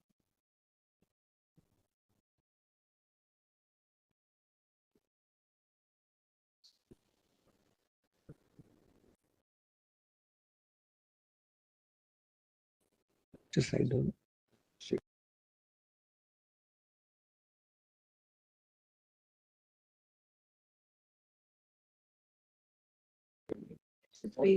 What page? 1146 of foreign judgments, volume 4. Yes, what para you refer? 32. 1146. PDF. PDF. Is it para 32? My learned friend says it is 1146, para 32. Is 1146 is actually physical 1138. 38. Physical 1138. May I read? From this, the conclusion which seems inescapable is that the mere fact that the language under consideration is inconsistent with the convention compliant meaning does not of itself make a convention compliant interpretation under 3 impossible. Section 3 enables language to be interpreted restrictively or expansively. But Section 3 goes further than this. Take out the page where Section 3 is quoted. Take it out. It is also apt to require a court to read in words which change the meaning of the enacted legislation to make it convention compliant. Will my lord underline that? The lordship got that sentence. In other words, the intention of Parliament in enacting Section 3 was, to an extent bounded only by what is possible, a court can modify the meaning and hence the effect of primary and secondary legislation. Well, as I've studied in England, I could not imagine these words coming from an English court for this. Parliament, however, cannot have intended that in the discharge of this extended interpretive function, the court should adopt a meaning inconsistent with a fundamental feature of legislation. That would be to cross the constitutional boundary under Section 3. Section 3 seeks to demarcate and preserve. So, well, it's nicely balanced. Parliament has retained the right to enact legislation in terms which are not convention compliant. The meaning imported by application of Section 3 must be compatible with the underlying thrust of the legislation being construed. Words implied must, in the phrase of my noble and learned friend Lord Roger, go with the grain of the legislation. Nor can Parliament have intended that Section 3 should require courts to make decisions for which they were not equipped. There are several ways of making a provision convention compliant, and the choice may involve issues calling for legislative deliberation. Now, let's kindly come to para 51. Please give me the sequence. Whereas this was Rent Act, the phrase was as his or her wife or husband. Now, this is very important. Let's just write down this sentence. It's a very important query which Lord is raised. What was the context? Identical to us. The phrase under the Rent Act was, just kindly note that down, Lord should take my word for it, as his or her wife or husband. And the finding was that this phrase means as if they were his wife or husband. As if they were his wife or husband. That is the finding. In other words, they were not husband and wife, but we have to read it as if they were husband and wife. Just the para 35, there Yes. it's very interesting. That will give you the facts and how they mold the. Yes, may I, Melissa? The relief. Lord Stein is very important. Let me read 35 first. 35. In some cases, difficult problems may arise. No difficulty arises in the present case. Paragraph 2 of Schedule 1 of the Rent Act is unambiguous. But the social policy underlying the 1988 extension of security of tenure under Para 2 to the survivor of couples living together as husband and wife is equally applicable to the survivor of homosexual couples living together in a close and stable relationship. And this is a country doing a convention compliant interpretation with no constitutional history, hardly any constitutional jurisprudence and legacy. In this circumstance, I see no reason to doubt that application of Section 3 to Para 2 has the effect that Para 2 should be read and given effect to as though the survivor of such a homosexual couple were the surviving spouse of the original tenant. That's how they read it. Reading Para 2 in this way would have the result that cohabiting heterosexual couples and cohabiting heterosexual couples would be treated alike, for the purposes of succession as a statutory tenant. This would eliminate the discriminatory effect of Para 2 and would do so consistently with the social policy underlying Para 2. Well, it's without Article 14. Without Article 14.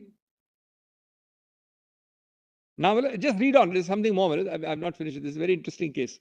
And the article is even more interesting. How far? Now, just turn to Lord Stein, who's the next para. He, of course, the summary is better to see first. Para 51, which is at page 1152. Nothing else. But nothing else. I now return, it's at 1152, my Lord has got the conclusion of Lord Stein. You've got that. I now turn to the circumstances of the case before this House. Applying Section 3, the Court of Appeal interpreted as his or her wife or husband in the statute to mean as if they were his wife or husband. While there has been some controversy about aspects of the reasoning of the Court of Appeal, I would endorse the reasoning on the use of Section 3(1). It was well within the power under this provision. But Malats, possibly the best way of putting it was Lady Hale Malats, which is at 1177. The first Malats, woman Chief Justice, not right way to describe her Malats, of UK. President of the UK Supreme Court. Which page is it? 1177. 1177. Well, it's 1177, para 130.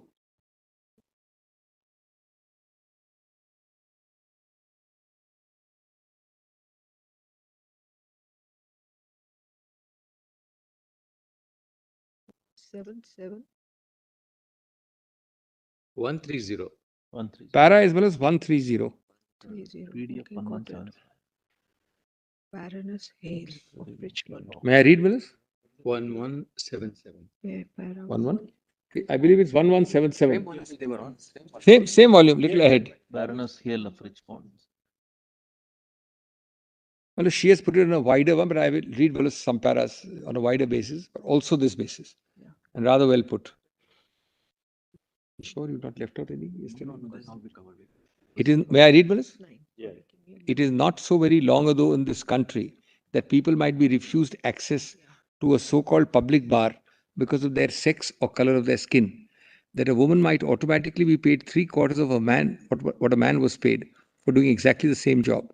That a landlady offering rooms to let might lawfully put a no blacks notice in her window. We must now realize that this was wrong. It was wrong because the sex or color of the person was simply irrelevant to the choice which was being made, to whether he or she would be a fit and proper person to have a drink with others in the bar, to how well she might do the job, to how good a tenant or lodger he might be. It was wrong because it depended on stereotypical assumptions about what a woman or a black person might be like, assumptions which had nothing to do with the qualities of the individual involved. Ascriptive.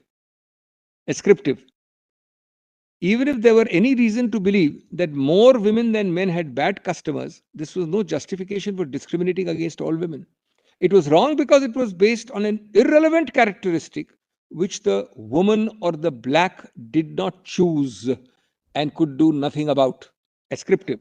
When this country legislated to ban both race and sex discrimination, there were, and we have here a Hindu prime minister and a Muslim first secretary in the north of that country. First minister, which is the equivalent of the prime minister within the sovereign system. When this country legislated to ban both race and sex discrimination, there were some who thought such matters trivial, but of course they were not trivial to the people concerned. Still less trivial are the rights and freedoms set out in the European Convention.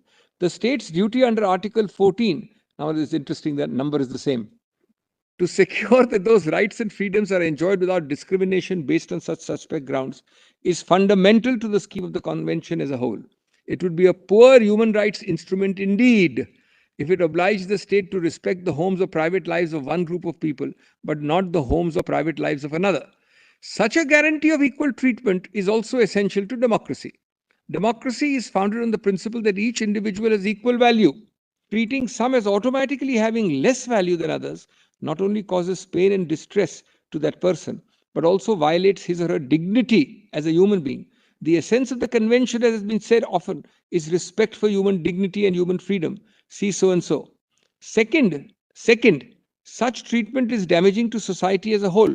Wrongly to assume that some people have talent and others do not is a huge waste of human resources. It also damages social cohesion, creating not only an underclass, but an underclass with a rational grievance. Third, it is the reverse of the national behavior we now expect of government and the state. Power must not be exercised arbitrarily. If distinctions are to be drawn, particularly upon a group basis, it is an important discipline to look for a rational basis for those distinctions. Classification, nexus, object.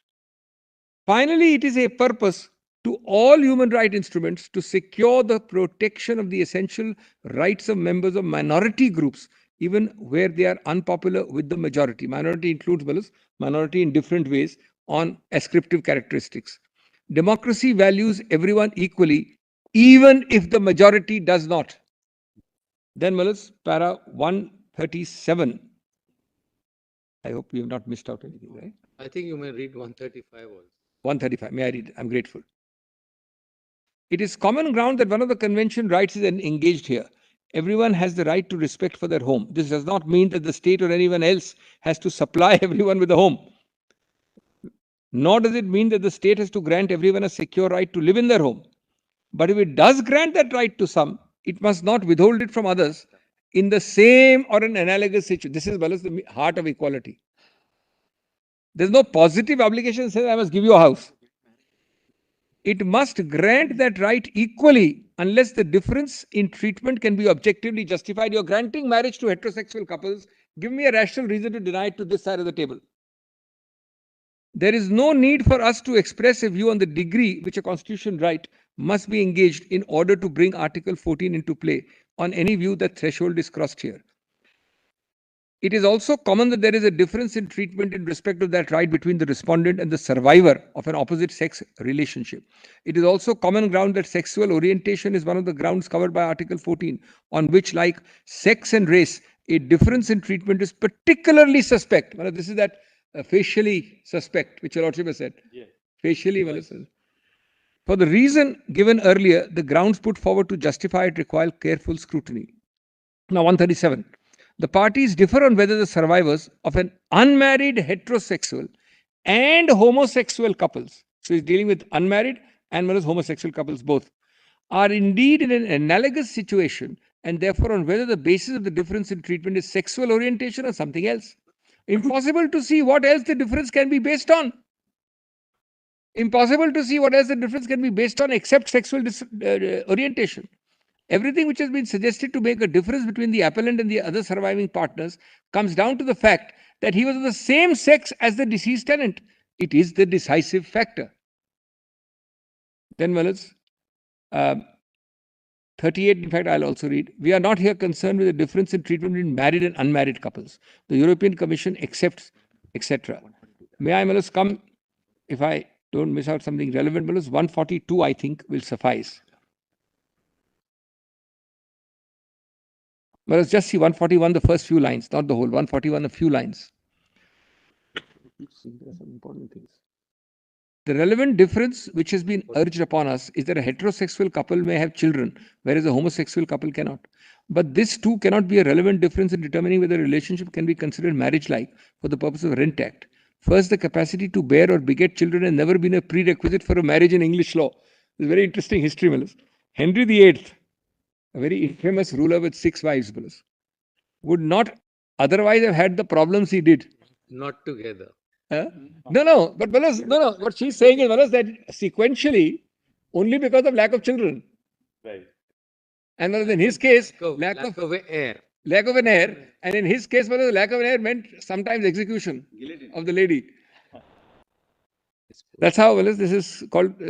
She's referring to sequential. She put it rather in the typical English understatement. Henry VIII would not otherwise have had the problems he had. It's put it very nicely. Even the capacity to consummate the marriage only matters if one of the parties thinks it matters. If they are both content, the marriage is valid. A marriage, let alone a relationship analogous to marriage, can exist without either the presence or the possibility of children from that relationship. Secondly, however, the presence of children is a relevant factor in deciding whether a relationship is marriage-like. But if the couple are bringing up children together, it is unlikely to matter whether or not they are biological children of both parties. Both married and unmarried couples, both homosexual and heterosexual. I'm sorry. Both married and unmarried, both homosexual and heterosexual will bring up children together. One or both may have children from another relationship. This is not at all uncommon in lesbian relationships, and the court may grant them a shared residence order so that they may share parental responsibility. A lesbian couple may have children by donor insemination who are brought up as children to them both. It is not uncommon for each of them to bear a child in this way. A gay or lesbian couple may foster other people's children. When the relevant section of the Adoption Act of 2002 are brought into force, they'll be able to adopt. This means they will indeed have a child together in the eyes of law.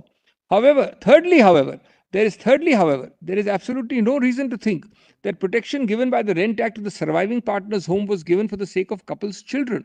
Statutes usually make it plain if they wish to protect minor children. These days, the succession is likely to take place after any children have grown up and left home.